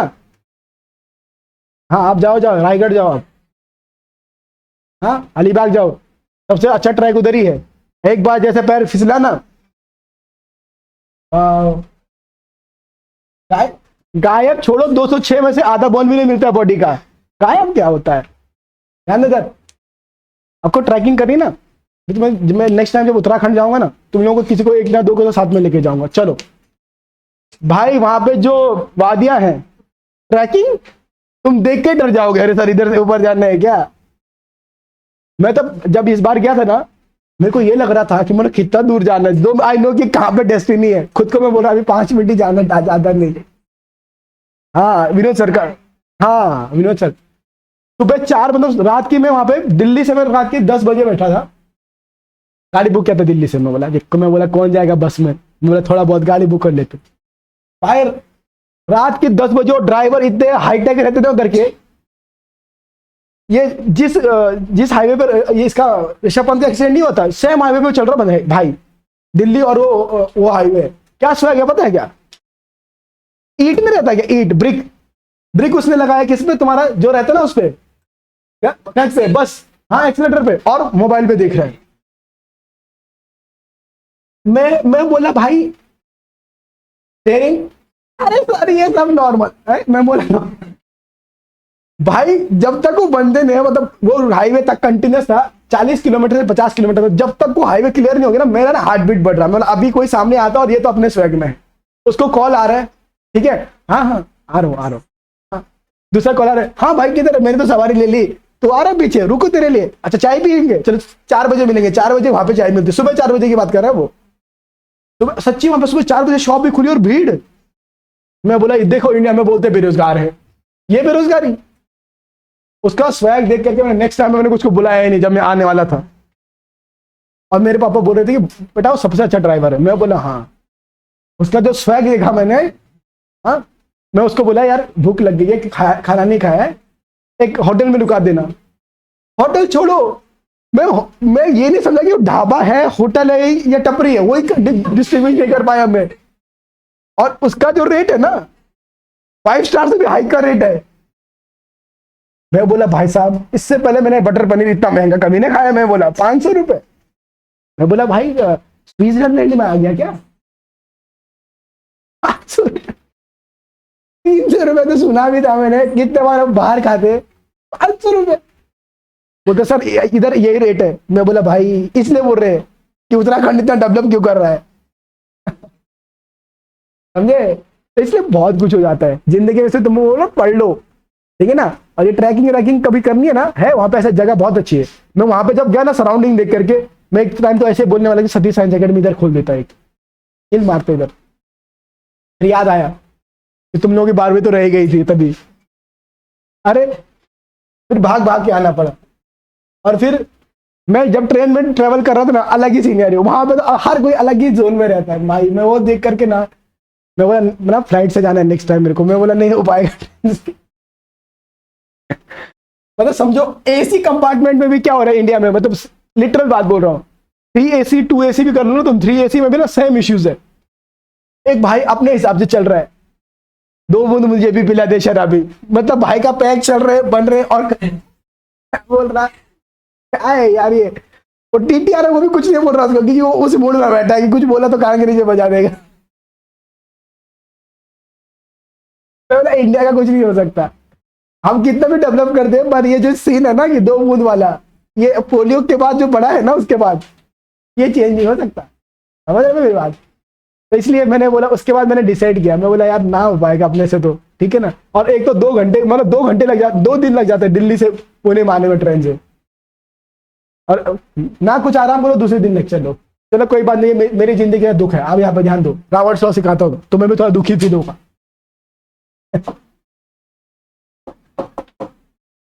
रॉबर्ट्स लॉ, टीचर जैसे अपनी जिंदगी का दुख बता देना, बच्चे बहुत मजे से सुनते हैं। अरे अच्छा इनके जिंदगी में भी दुख है, अच्छा हुआ भाई, हमें लग रहा था हमारी जिंदगी ऐसी चल रही है कि नहीं।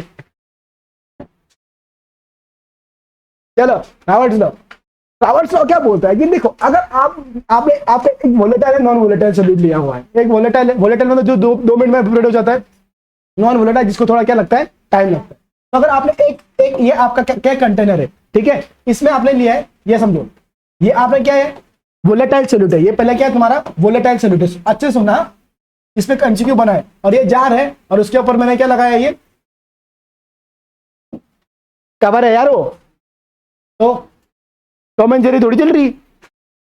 हाँ हाँ, अब यहाँ पे आप क्या कर रहे हैं, इसको हीट कर रहे हैं। तो जैसा आप हीट करेंगे तो ये क्या करेगा, लिक्विड किसमें कन्वर्ट होगा, तुम्हारा वेपर में कन्वर्ट होगा।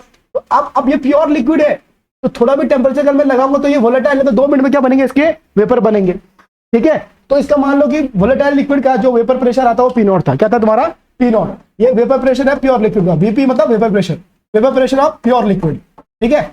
अब चच्चा क्या बोलते हैं अपने, चच्चा ये बोलते हैं भाई वेपर प्रेशर है प्योर लिक्विड का। अब वो बोलते हैं कि नहीं अब मजा नहीं आ रहा, वो बोलता है मजा नहीं आ रहा। मैं बोला तेरे मजे से क्या करना है मैंने।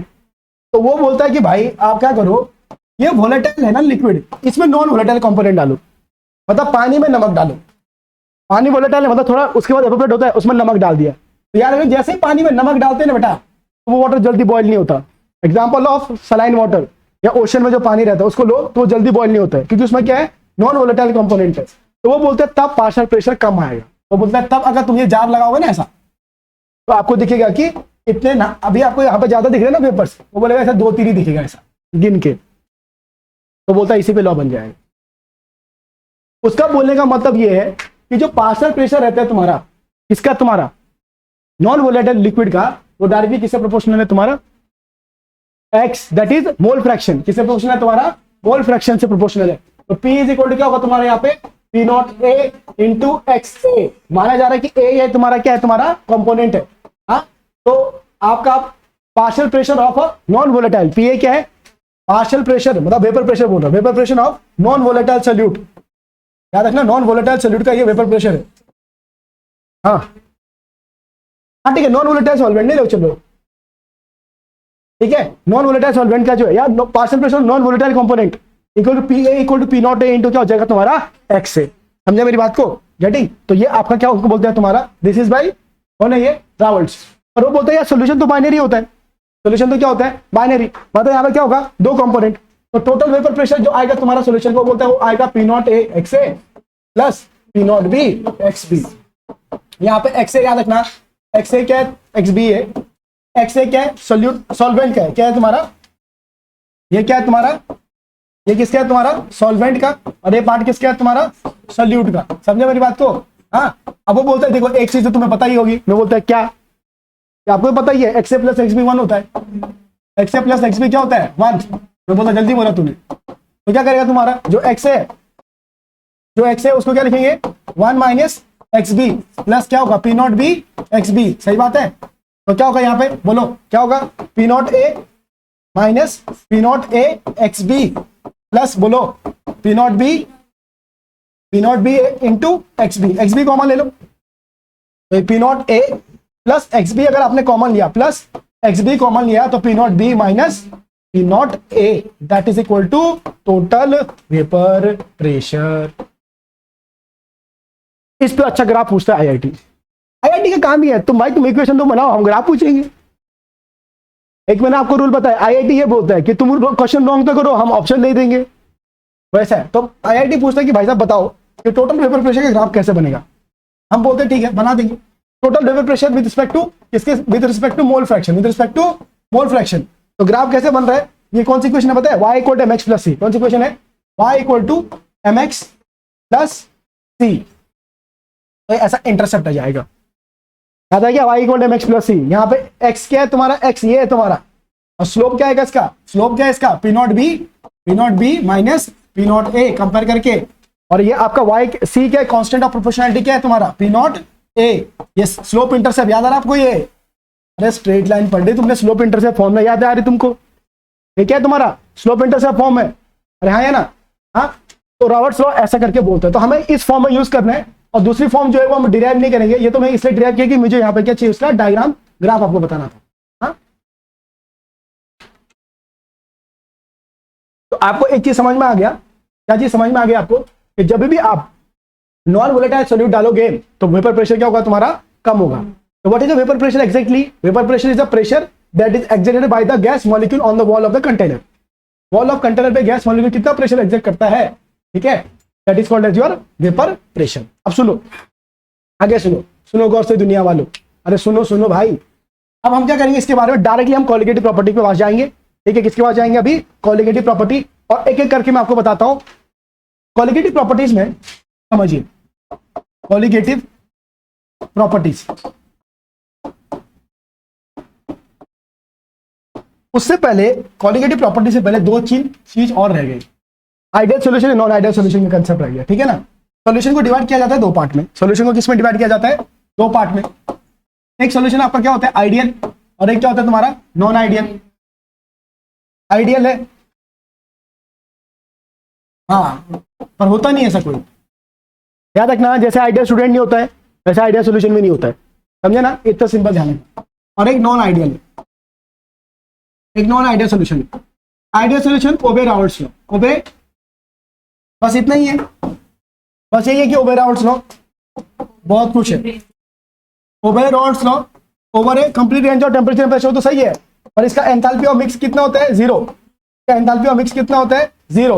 इसका वॉल्यूम ऑफ मिक्स कितना होता है तुम्हारा, जीरो। समझा मेरी बात को। और क्या है, और बोलो, हाँ क्या बोल रहे हो, बोलो जल्दी बोलो।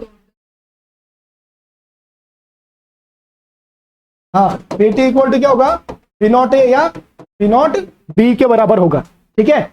अब नॉन आइडियल सॉल्यूशन में क्या होता है, हाँ सम के बराबर। ये तुम्हारे सामने भावना बह के तो लिख दिया मैं, बोला हो गया, P not a into P not be. क्यों, क्योंकि ये क्या हो रहा है, रावर्ट्स लॉ को ओबे कर रहा है, तो क्या होगा तुम्हारा यहाँ पे कोई वेपर चेंज नहीं आएगा। क्या बोल रहे हैं, हाँ गिब्स एनर्जी भी होगा। गिब्स एनर्जी क्या बोला था, क्या है मैंने इसका नेगेटिव, डेल्टा जी क्या होगा नेगेटिव, क्योंकि नेगेटिव गिब्स एनर्जी मतलब क्या, प्रोसेस स्पॉन्टेनियस प्रोसेस, तो delta G less than zero. क्योंकि ऐसा क्यों दिखा के दे रहा पता है क्या, क्योंकि ये डायरेक्टली एग्जाम में पूछा जा रहा है, which of the following are the condition for the ideal solution. तो बच्चों को सिर्फ रावर्ट्स लॉ पता होती है, रावर्ट्स लॉ से ना कुछ होने वाला, सारा चीजें पता होना चाहिए।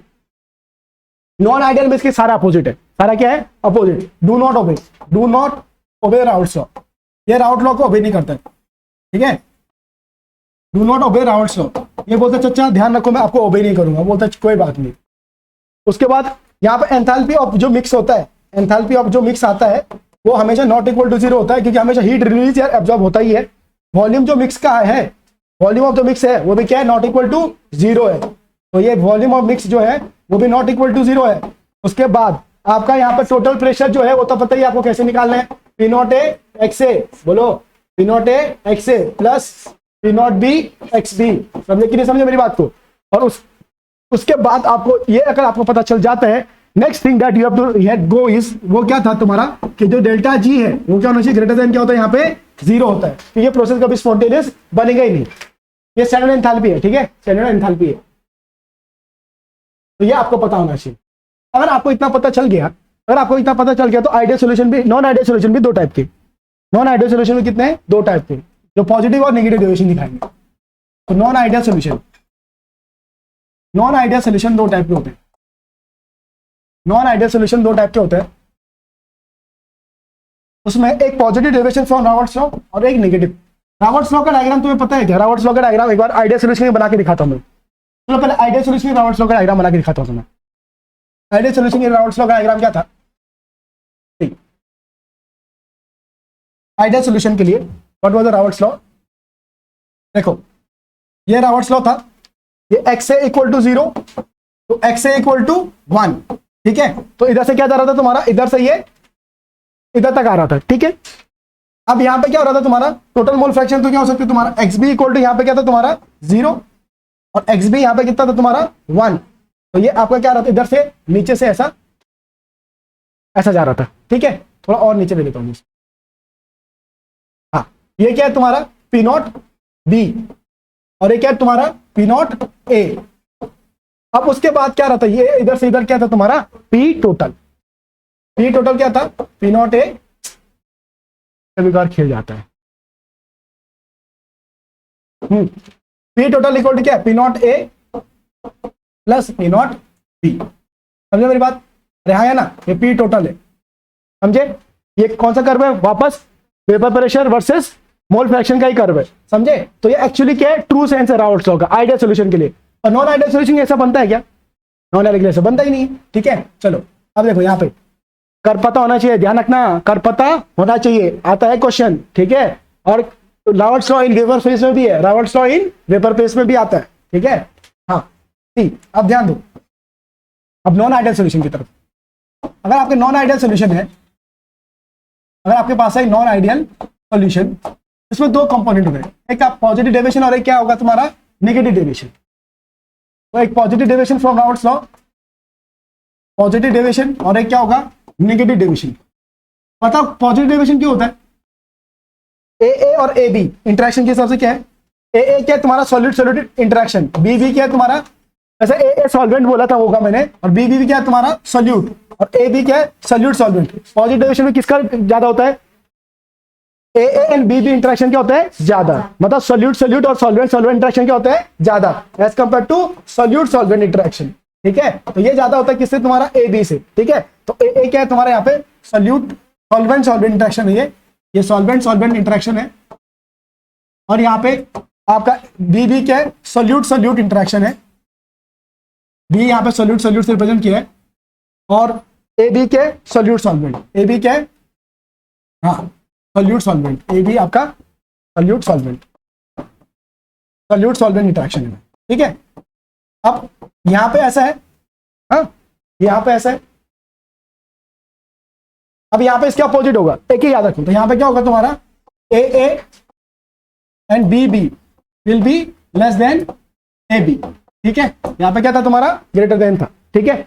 उसके बाद डायग्राम तुम बना लोगे पॉजिटिव और नेगेटिव डेविएशन के लिए बना लोगे, ठीक है। इसका और क्या होता है, एंथैल्पी मिक्स कितना होता है इसका, डेल्टा मिक्स लिखा के दिया मैंने, पॉजिटिव होगा, इसका एंथैल्पी और मिक्स क्या आता है नेगेटिव आता है। तो इसलिए मैंने यहाँ पे आपका मिक्स ऑफ एंथैल्पी दिया होगा, तो ये क्या आएगा तुम्हारा पॉजिटिव। इसका एंथैल्पी और मिक्स कितना आएगा तुम्हारा, मिक्स ऑफ एंथैल्पी क्या आएगी तुम्हारी नेगेटिव। चेंज ऑफ वॉल्यूम क्या दिया बोलो जल्दी, चेंज ऑफ वॉल्यूम इसके लिए वापस क्या होगा, मिक्स ऑफ वॉल्यूम के लिए क्या आएगा पॉजिटिव, और इसके लिए क्या रहता है, हाँ इसके लिए आपका मिक्स का जो वॉल्यूम आएगा वो क्या आएगा तुम्हारा नेगेटिव, मिक्स का मतलब सॉल्यूशन। और उसके बाद पी ऑब्जर्व यहां पे ज्यादा होगा, ऑब्जर्व ज्यादा होगा एज कंपेयर टू आइडियल से, यस। तो पी ऑब्जर्व क्या होगा तुम्हारा ज्यादा होगा एज कंपेयर टू क्या है पी नॉट, या पी टी बोल दो आप, एक्सपेक्टेड नहीं बोलते बेटा, उसको पीटी बोलेंगे, क्योंकि आप मैंने ग्राफ में उसको पीटी बोले, वो एक्सपेक्टेड पीटी यही है, PT equal P not A plus P not be, समझे क्या? इससे ज्यादा आ रहा है इसलिए पॉजिटिव डेविएशन है, और पी ऑब्जर्व क्या है तुम्हारा, लेस है एज कंपेयर टू पीटी, समझे मेरी बात को? और कुछ लिखा है मैंने कोई डेटा, और कोई डेटा आपको याद है? इतना डेटा अगर आपको पता है तो सफिशिएंट है। अब देखो ये आपका पॉजिटिव डेविएशन और राउट्स लॉ कैसे होता है, ध्यान दो। ये नॉर्मल कब था, ये नॉर्मल कब था ना, हाँ, तो पॉजिटिव डेविएशन में क्या होता है, ये किसका था, पी नॉट बी का था, ये क्या था तुम्हारा पी नॉट बी, ये क्या था तुम्हारा कर्व पी नॉट ए, ये क्या है X B equal to 1, X A equal to 0, यहाँ पे X A equal to 1, X B equal to 0। Positive deviation है तो बी से वैल्यू क्या होगी, ज्यादा आएगी, तो ये देखो ये ज्यादा है। उसके बाद यहाँ पे क्या, ए से वैल्यू क्या होगी, ए का ये ज्यादा है तो ये भी क्या होगा, इधर से ज्यादा आएगी, और बी से लेकर ये आपका टोटल भी क्या आएगा तुम्हारा, ज्यादा आएगा, ये पीटी आपका क्या हो जाएगा, बढ़ जाएगा। तो पॉजिटिव डेविएशन में कर्व क्या होता है, अपवर्ड आता है, क्या आता है, अपवर्ड। नेगेटिव में इसका अपोजिट होता है, नेगेटिव में क्या होता है, इसके अपोजिट। पहले कर्व बना लो, ये ऐसा था, ये ऐसा था, ये पी बी, ये पी नॉट बी, ये पी नॉट ए, ठीक है। कर्व आपका क्या जाएगा, टोटल के लिए ऐसे जाएगा। अब क्या है, नेगेटिव डेविएशन है तो कर्व क्या होगा, नीचे से चलेगा, टोटल का कर्व क्या आएगा, नीचे से। बी के लिए भी क्या आएगा, नीचे से ही जाएगा ये, ठीक है, और इसके लिए भी क्या आएगा, नीचे से नीचे, ठीक है ना। तो नेगेटिव डेविएशन के लिए क्या होता है, कर्व बिलो जाता है, क्या जाता है, बिलो जाता है, समझे? ये याद होना चाहिए कर्व, ये कर्व याद रखना है। एक बार जेई ने डायरेक्टली कर्व पे क्वेश्चन पूछा था, और एग्जांपल्स आपको याद होने चाहिए कि किसके एग्जांपल क्या है, ठीक है, गेटिंग?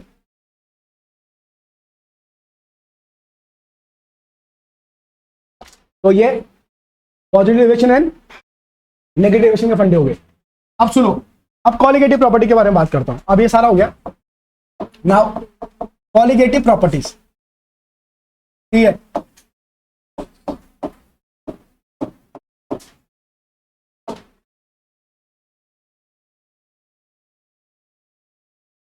कॉलिगेटिव ये ग्रीक वर्ड है। कॉलिगेटिव प्रॉपर्टी सिर्फ किस पे डिपेंड करता है, number of atom, molecule and ions. Concentration से, डिसोसिएशन से कुछ मतलब नहीं है, कितना कॉन्सेंट्रेटेड सॉल्यूशन, कितना डाइल्यूटेड है, ऐसे कुछ मतलब नहीं है। कॉलिगेटिव प्रॉपर्टी सिर्फ किस पे डिपेंड करेगा, number of molecules and ions, ठीक है। तो आयंस, एटम्स एंड मॉलिक्यूल पे बस ये क्या करता है तुम्हारा, डिपेंड करता है, और किसी पे डिपेंड नहीं करता है। अब कितने कॉलिगेटिव प्रॉपर्टी है, एक एक करके मैं यहाँ पे लिस्ट कर दूंगा और एक एक करके उसका सब कुछ बता दूंगा, ध्यान देना। पहला जो है, याद रखना, वेपर प्रेशर कोई कॉलिगेटिव प्रॉपर्टी नहीं है। Relative lowering of vapour pressure एक कॉलिगेटिव प्रॉपर्टी है। ये 4 बार बच्चों के साथ प्रैंक हुआ है एंट्रेंस में, सच्ची बता रहा हूं मैं, 4 बार प्रैंक हुआ है, नीट में, एआईपीएमटी में और जेई में। क्वेश्चन पूछा which of the following is colligative property, बच्चे ने वेपर प्रेशर देख लिया, vapour pressure, relative lowering of vapour, क्या बोल रहा मैं, हाँ, तो रिलेटिव लोअरिंग ऑफ वीपी। अब वेपर प्रेशर कम क्यों होता है, क्योंकि आपने क्या डाला, बाहर से नॉन वोलेटाइल सॉल्यूट डाला है, तो वेपर प्रेशर कम होगा। तो relative lowering of vapour pressure का डाल के फॉर्मूला याद रखने का, P not a, P not minus P upon P not, ये मैंने ए करके बोला था, दैट इज इक्वल टू क्या होता है तुम्हारा, एक्स बी क्या, मोल फ्रैक्शन ऑफ सॉल्वेंट या सोल्यूट, तो ये सोल्यूट का मोल फ्रैक्शन है। और इसको मैंने बाद में बोला था कि ये देखो, ये N2/N1 होगा, क्या होगा तुम्हारा, N of B upon N of A, अगर इसके फॉर्म में लिख रहे तो, क्योंकि N मैंने वो आपको बोला था कि सॉल्वेंट क्या होगा तुम्हारा, मतलब वो पार्ट, सोल्यूट का जो डिनोमिनेटर पार्ट है वो नेग्लिजिबल हो जाएगा, ठीक है। तो पहला relative lowering of vapour pressure है, ठीक है। उसके बाद क्या है, second elevation of boiling point है, क्या है, एलिवेशन ऑफ बीपी का मतलब क्या है, बॉइलिंग पॉइंट बढ़ जाएगा। क्यों बढ़ जाएगा, क्योंकि अगर आप नॉन वोलेटाइल सॉल्यूट डालेंगे तो सेम वेपर प्रेशर क्या ऑब्टेन करने के लिए आपको टेम्परेचर क्या करना पड़ेगा, बढ़ाना पड़ेगा। तो एलिवेशन ऑफ बॉइलिंग पॉइंट क्या, डेल्टा टीबी, तो ये क्या था तुम्हारा, that is KB into M, क्या होता है, केबी इंटू एम। और ये डेल्टा टीबी कोई भी इंटू एम, एम यहाँ पे क्या है, मोलैलिटी, डेल्टा टीबी क्या है, चेंज इन, तो ये क्या होगा, TB minus T not be, ये क्या होगा, TB minus T not be होगा ना, क्योंकि जो टीबी फाइनल आ रहा है वो ज्यादा आएगा इस कंपेयर टू दिस। और ये केबी क्या है, ये किसका वैल्यू है, केबी क्या है, व्हाट इज केबी, हाँ, इबिलोस्कोपिक कांस्टेंट, क्या है ये, इबिलोस्कोपिक, क्या है ये, इबिलोस्कोपिक कांस्टेंट है, ठीक है, याद रखना ये। और ये क्या है तुम्हारा, मोलैलिटी, क्या है, मोलैलिटी। अब मोलैलिटी का फॉर्मूला आपको पता ही है तो उसको मैं पुट नहीं करूंगा, ठीक है। थर्ड हमने क्या पढ़ा था, डेफिनेशन ऑफ फ्रीजिंग पॉइंट, क्या पढ़ा था, definition of freezing point, depression of freezing point. Freezing point depression में वापस क्या बोला था मैंने, डेल्टा टी एफ। क्या बोला था, delta T F. Delta T F क्या होगा तुम्हारा, एफ इंटू क्या होता है तुम्हारा एम। ठीक है, एम यहाँ पे मोलैलिटी है और डेल्टा टी एफ में क्या था, ये इसका फॉर्मूला क्या था, T not F minus T F. जहां पे नॉट लिखा रहा हूं प्योर का है, जहां पे मैं नॉट लिखा रहा हूं क्या है तुम्हारा प्योर के लिए, और जो टीएफ लिखा रहा हूं किसके लिए, तुम्हारा नॉन वोलेटाइल के लिए, तो मतलब इम्प्योर है, मतलब आपने बाहर से नॉन वोलेटाइल सोल्यूट या सॉल्वेंट डाल दिया। केएफ क्या है तुम्हारा, क्रायोस्कोपिक कांस्टेंट। ठीक है, और एम यहाँ पे क्या है तुम्हारा, मोलैलिटी ही है। एम क्या है तुम्हारा, मोलैलिटी। आप चाहें तो ये ग्राफ में प्लॉट कर सकते हैं, आप चाहें तो ये ग्राफ में क्या कर सकते हैं तुम्हारा, प्लॉट कर सकते हैं। लास्ट टाइम मैंने ग्राफ प्लॉट के दिए होंगे ना, है कि नहीं, तो यहाँ पे आपको बॉइलिंग वीपी का आपको ग्राफ प्लॉट करके दिया होगा, और वैसे ही आपको किसका दिया होगा तुम्हारा, टीएफ का भी मैंने ग्राफ प्लॉट करके दिया होगा, पीछे दिया होगा। हाँ, तो इसके लिए भी आपको मैंने ग्राफ प्लॉट करके दिया होगा, तो ग्राफ प्लॉट कर सकते हैं। वैसे यहाँ पे जगह नहीं है, ये ग्राफ एक बार क्वेश्चन पूछा था इस ग्राफ पे, तो वेपर प्रेशर वर्सेस टेम्परेचर का कर्व था। ये VP versus vapour pressure versus temperature का कर्व है। ठीक है, अब आपको पता है किसका ज्यादा है किसका कम है, तो ये आपका यहाँ पे आपका दो यहाँ पे ग्राफ आ रहे थे। ठीक है, और ये करस्पॉन्डिंग वैल्यूज है। ठीक है, तो अब यहाँ पे क्या हो रहा था तुम्हारा, यहाँ पे टेम्परेचर सबसे ज्यादा वैल्यू किसकी थी तुम्हारी, टीबी, किसकी वैल्यू थी तुम्हारी, टीबी, और यहाँ पे क्या आएगा तुम्हारा टी नॉट बी। ये आपका क्या है, लेटरल वैल्यू है, इतना वैल्यू क्या हो गया तुम्हारा, बढ़ गया, इतना वैल्यू क्या हो गया तुम्हारा, बढ़ गया, और ये क्या है तुम्हारा डेल्टा टीबी, ये क्या है तुम्हारा डेल्टा टीबी, इतना वैल्यू आपका यहाँ पे बढ़ गया। ठीक है, याद रखना प्योर वेपर प्रेशर के लिए क्या होता है तुम्हारा 760 mmHg, समझेगा क्या, वाटर के लिए, वाटर के लिए क्या है तुम्हारा वेपर प्रेशर कितना है वाटर का, बहुत बार बोला ना मैंने 760 mmHg, कितना लेते हैं 760 या 23.4 टॉर, या 23.4 टॉर। अगर आपको याद नहीं है तो याद रखना, टॉर भी क्या है ऐसा सीजीएस यूनिट है। ठीक है, 23.4 टॉर ये आपका वेपर प्रेशर किसका होता है तुम्हारा, वाटर का, जो water as a pure form में, या ये 760 mmHg।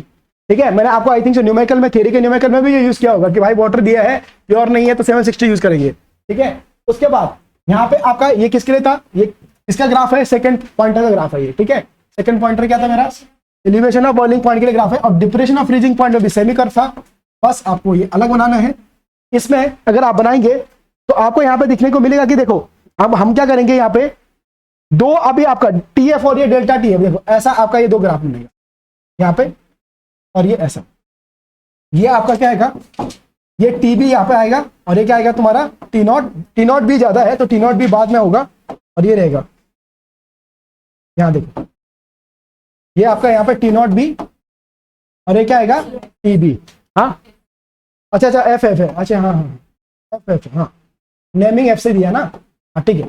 अब ये जो लेटरल चेंज हो रहा है क्या होता है तुम्हारा डेल्टा टीएफ, ये क्या है तुम्हारा डेल्टा टीएफ। ठीक है, यहाँ पे एक और ओरिजिनेट करते हैं, ये आपका किसके लिए, ये ओरिजिनेट करके जो आता है, ये मैंने आपको बहुत बार बोला होगा कि ये किसके लिए तुम्हारा, मतलब यहाँ पे तक क्या है तुम्हारा, हाँ यहाँ पे सॉलिड लिखा होगा ना, सॉलिड सॉल्वेंट मतलब नॉन वोलेटाइल सॉल्वेंट था, तब तो प्योर फॉर्म था, तब क्या था तुम्हारा प्योर। जैसे उसमें इंप्योरिटी डाली आपको दो कर्व यहाँ पे ऐसा आपको क्या होगा मिलेगा। ये किसका ऊपर का कर्व किसका है बता सकते हो, वोलेटाइल का है नॉन वोलेटाइल का, कंपेयर करो ना, ये टी नॉट बी है, ये क्या है प्योर का है, ये क्या है प्योर सॉल्वेंट, ये क्या है तुम्हारा प्योर सॉल्वेंट, और ये क्या है तुम्हारा नॉन वोलेटाइल का है, क्या है नॉन वोलेटाइल का है।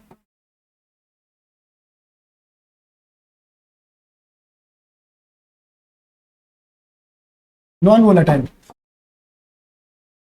फिर लोग बोलते हैं टीचिंग करना इजी है। हाँ हाँ, तो सॉलिड सॉल्यूशन सही बोल रहे हो, सॉलिड सॉल्वेंट हो, सॉल्यूशन नहीं है। हाँ तो प्योर सॉल्वेंट है कि नीचे मैंने टी नॉट भी लिखा होगा ना, टी नॉट भी क्या है सोल्यूशन, और ये क्या है तुम्हारा लिक्विड है क्या, तो ठीक है वैसे लिख लो, प्योर सॉल्यूशन ले लो, फिर प्योर सॉल्यूशन, सॉल्यूट या सॉल्यूशन प्योर होना चाहिए, क्योंकि इसके साथ क्या आ रहा है तुम्हारा टी नॉट भी आ रहा है, क्या आ रहा है टी नॉट भी प्योर के साथ है। गॉट इट, समझा। अब लास्ट क्या रह गया, osmotic pressure.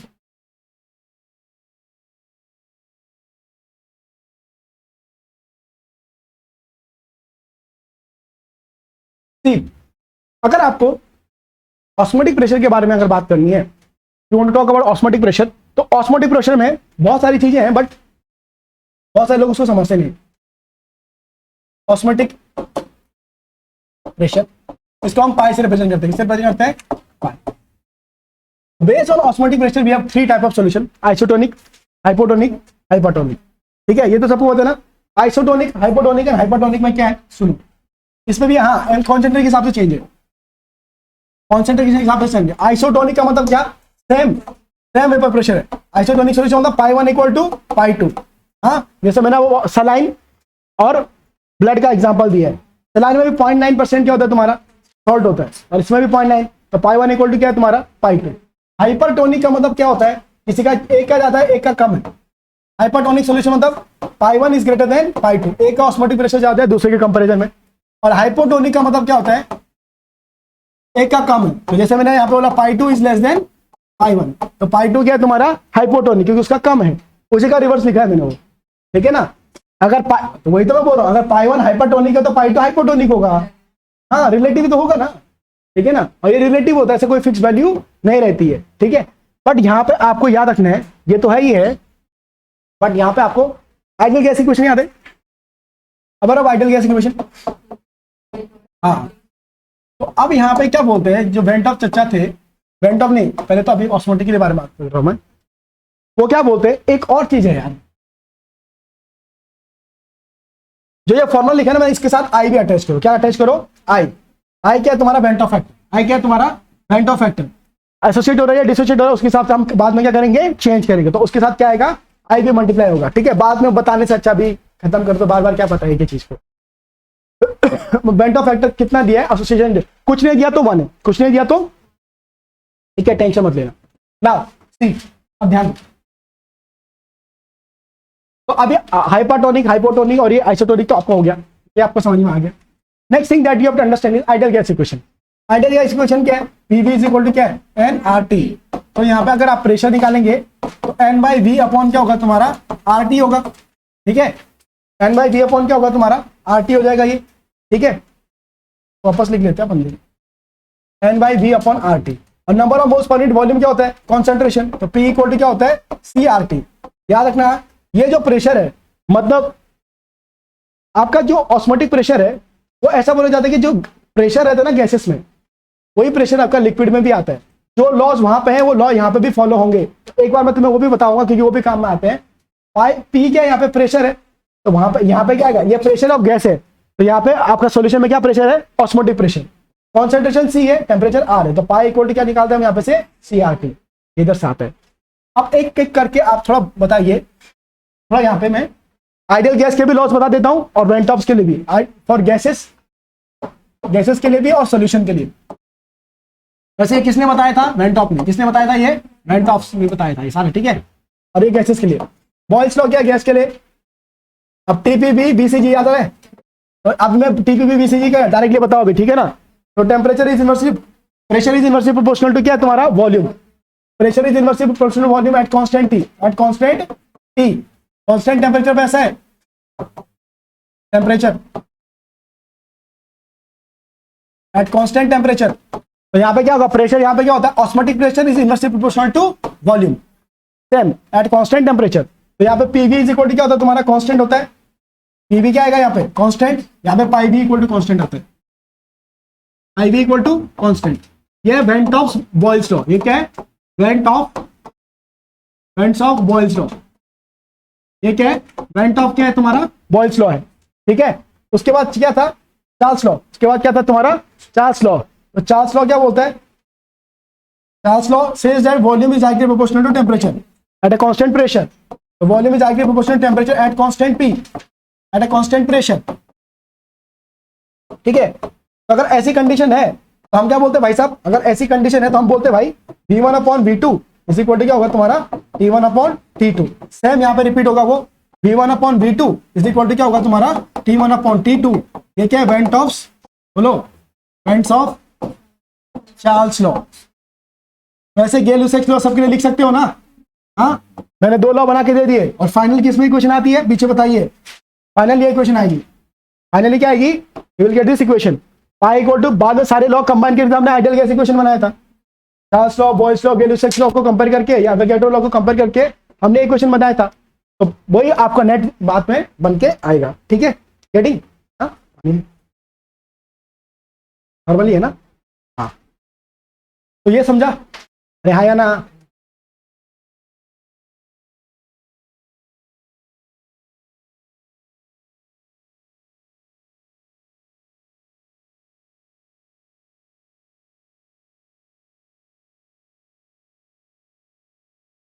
Now, if you understand this, so what you have to understand further point of this. अगर ये सारा चीजें का क्लियरिटी आ जाती है तो वेंट ऑफ फैक्टर क्या समझना पड़ेगा अभी? वेंट ऑफ फैक्टर, ठीक है, आपको वेंट ऑफ फैक्टर समझना पड़ेगा। वेंट ऑफ फैक्टर क्या होता है?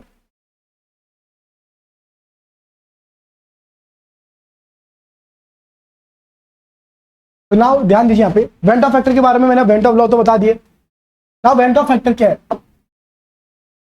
Vents of factor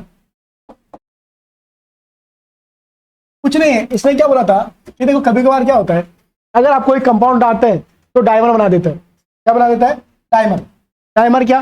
for example आपने दो एसिटिक एसिड मॉलिक्यूल डाले CH3COH प्लस CH3COH, तो आपको ऑब्जर्व क्या है तुम्हारा कि तुमने क्या डाला? आपने दो मॉलिक्यूल डाले, कितने डाले? दो, और ये बाद में सॉल्यूशन में क्या हो जाता है? CH3COH twice. ये बोलता है डाइमर कॉम्बिनेशन। ये क्या होता है? डाइमर।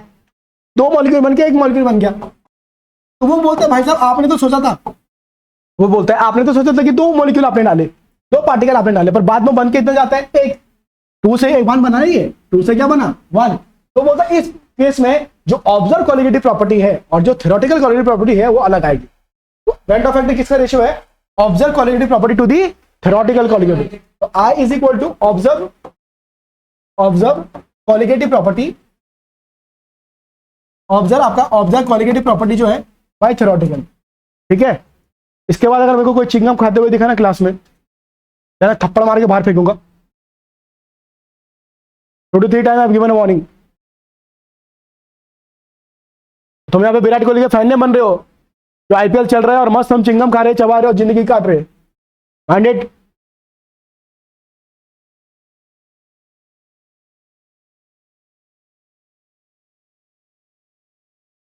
एक बार मैंने कोई चीज बता दी ना, अगर सेम कोई चीज रिपीट करता है ना बेटा, तो मैं थप्पड़ मारने में टाइम नहीं लगाता।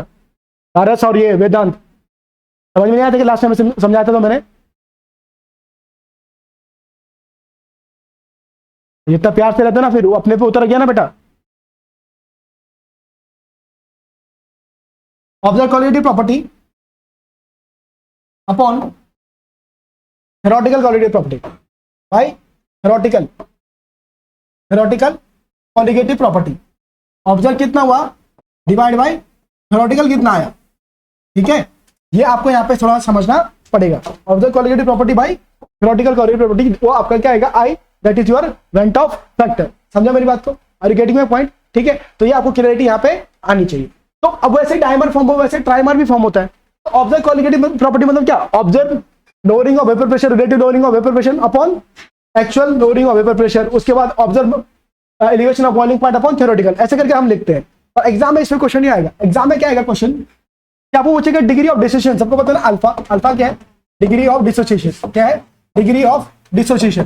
तो आपको पूछेगा डिग्री ऑफ डिसोसिएशन में और वेंट ऑफ फैक्टर के बीच में क्या रिलेशन आ रहा है। तो यहां पे ध्यान रखना, ये होता है I is equal to 1 plus n minus 1 into alpha. क्या होता है?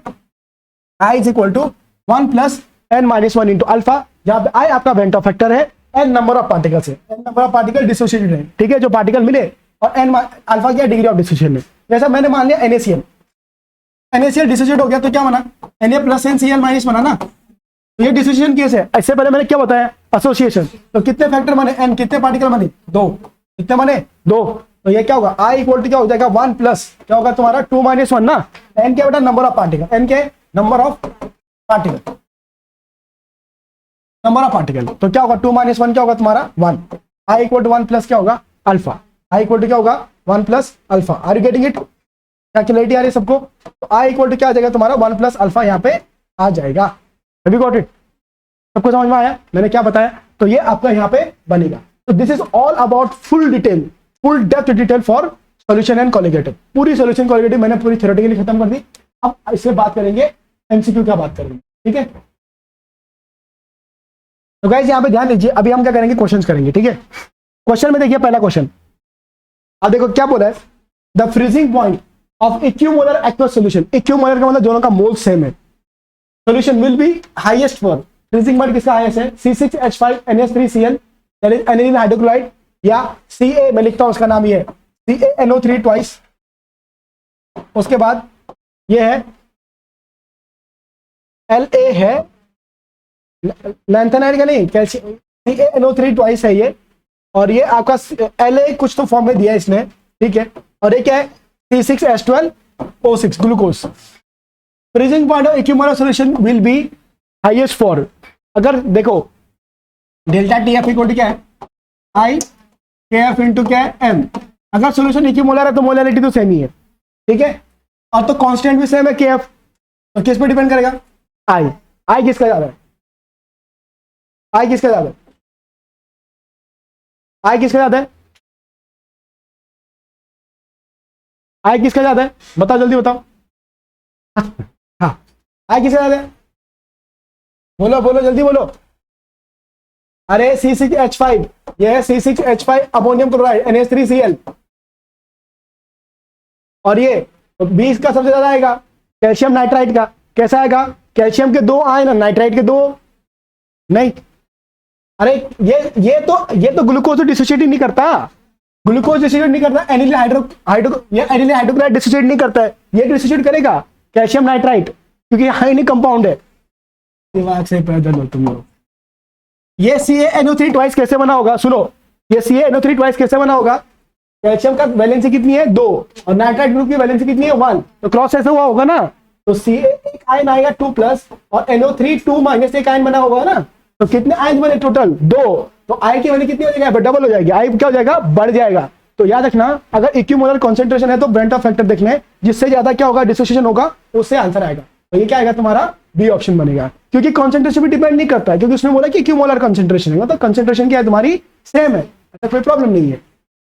चलो नेक्स्ट क्या है? 0.2 molar acid HX is 20% ionized in a solution. KF is given as 1.86 molality. KF is given as molality. The freezing point of solution is KF is given as 1.86 K और molality. The freezing point of solution is, ठीक है। यहाँ पे थोड़ा सा ऐसा लग रहा है डेटा कम दिया है, फिर भी हम डेटा एक बार क्रॉस चेक करने पे, ठीक है। बोलो बोलो। हाँ, if KF is equal to आपका 1.86 दिया है ना, 1.82 के और नहीं 0.2 मोलर सॉल्यूशन क्वेश्चन अलग है, ठीक है। KF is 1.K6 molarity inverse है, the freezing point of the solution is, हाँ तो सब सही है, ये मोलरिटी इनवर्स है बस, ये क्या है तुम्हारा? मोलरिटी इनवर्स है। तो मोलरिटी आप 0.2 मोलर एसिड सॉल्यूशन है, ये 20% आयनाइज हुआ है, 20% आयनाइज अगर हुआ है ना ये, तो समझो 20 ग्राम इन 80 होगा, 20 gram of solution in 80 gram of water होगा, समझे कि नहीं समझे? अरे हाँ ना, 20% अगर आयनाइज हुआ है तो 20 ग्राम किस में गया है तुम्हारा? 80 ग्राम ऑफ वाटर में गया है, आयनाइज हुआ है। और अब K की वैल्यू दी है, तो the freezing point of the solution is, तो the freezing point of the solution तो डेल्टा TF इक्वल टू क्या होता है तुम्हारा? KF into M। तो KF तो आपको पता चलेगी है, मोलैलिटी क्या होती है? Number of moles of solute upon mass of solvent in kg। तो सॉल्वेंट का मास कितना है? 80 ग्राम है, सॉल्वेंट उतना ही है ना, तो निकालो ना। Delta TF equal to KF की वैल्यू कितनी है? 1.86। मास ऑफ सॉल्वेंट कितने है तुम्हारा? मास ऑफ सॉल्वेंट कितने है तुम्हारा? नंबर ऑफ मोलैलिटी क्या है? नंबर ऑफ मोल्स कितने हैं तुम्हारे? 0.2, और मास ऑफ सॉल्वेंट इन kg कितना? 0.08 ग्राम में नहीं है, तो ग्राम को क्या करेंगे? kg में। रखा मैंने 20% डिस्ट्रीब्यूशन करके दिखाया था तुम्हें, मैंने बोला परसेंट बाय मास में क्या होता है? एडिटिव होता है। क्या होता है? एडिटिव। तो क्या होगा ये तुम्हारा? डेसिमल हटाओ तो ये 1.86 इंटू क्या होगा? 20/8। क्या आएगा? 20/8 जल्दी सॉल्व करो, कितना होगा भाई साहब? ये आपका कितना आएगा? 5, और ये क्या हो जाएगा तुम्हारा? 4। ये कितना हो जाएगा तुम्हारा? 1 पॉइंट मतलब क्या?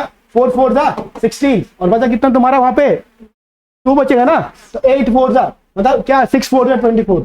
तो करो 6 5 जा 30 कैरी 1, 6 5 जा 30 कैरी 3, और 5 4 जा 20, तो क्या होगा? 23। कितना है तुम्हारे यहाँ पे? 2.3, 0.3 आएगा। 2 पॉइंट मैंने एक डेसिमल कम लिया क्या?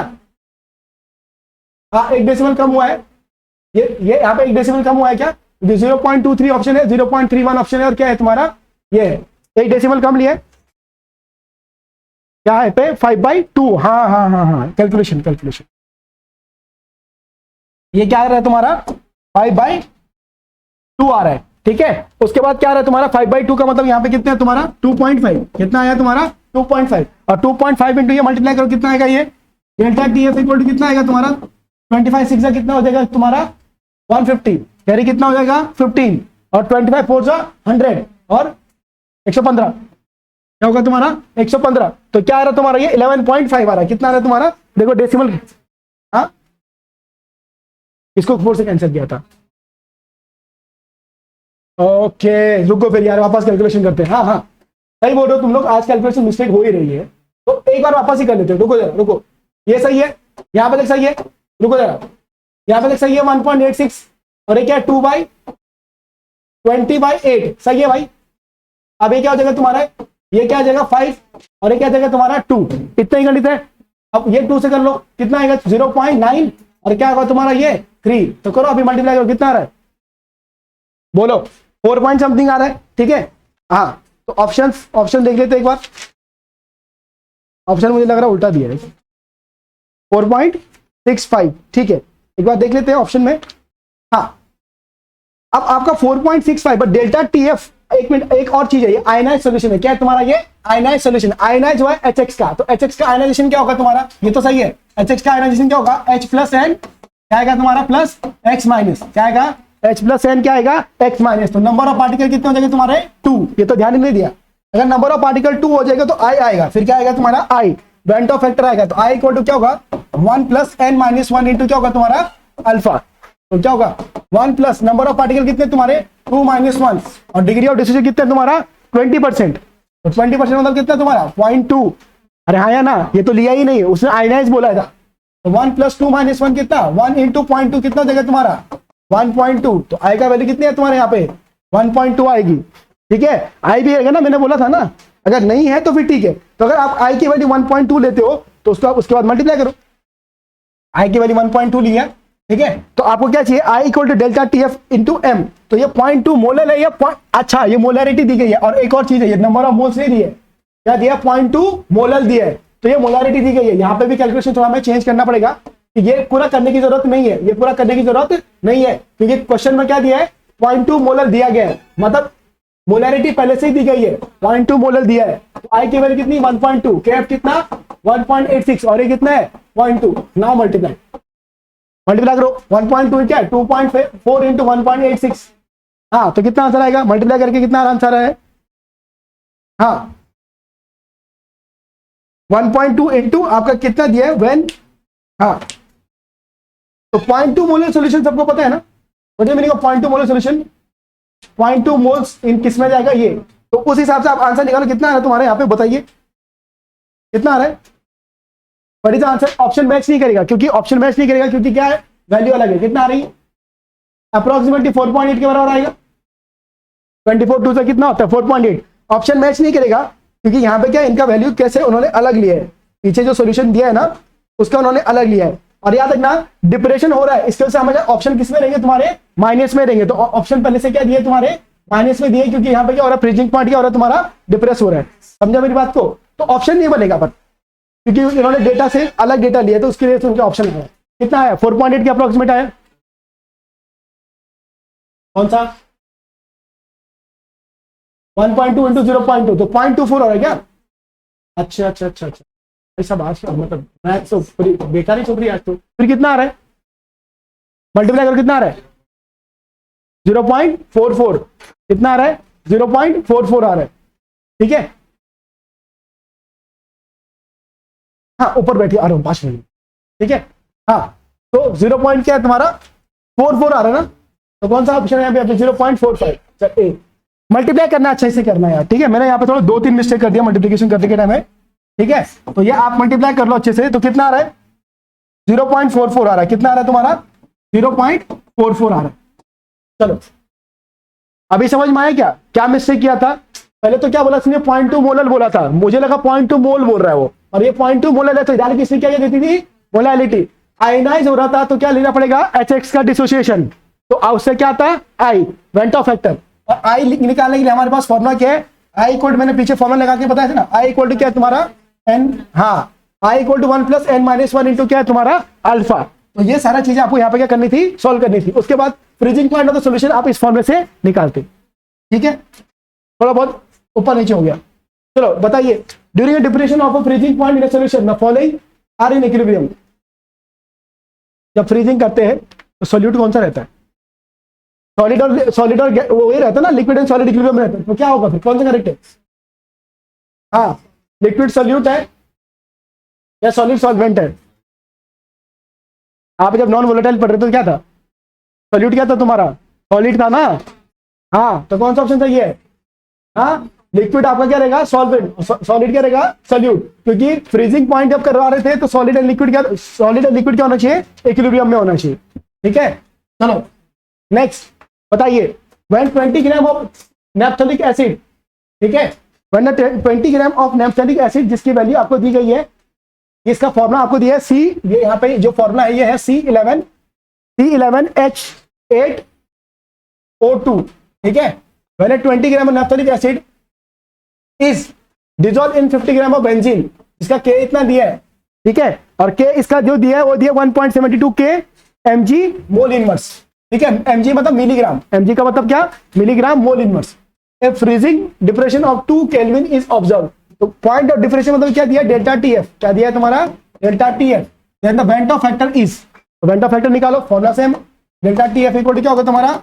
आई into K F into M. चलो बनाओ, 20 ग्राम नैप्थेलिक एसिड आपने लिया, 20 ग्राम लिया नैप्थेलिक एसिड का वैल्यू। चलो बनाओ, कितना आंसर आएगा? Let me know the answer, जल्दी सॉल्व कीजिए, 2 मिनट आई थिंक सफिशिएंट होंगे इसके लिए। डेटा कुछ ऊपर नीचे तो नहीं किया, वो भी देखना पड़ेगा।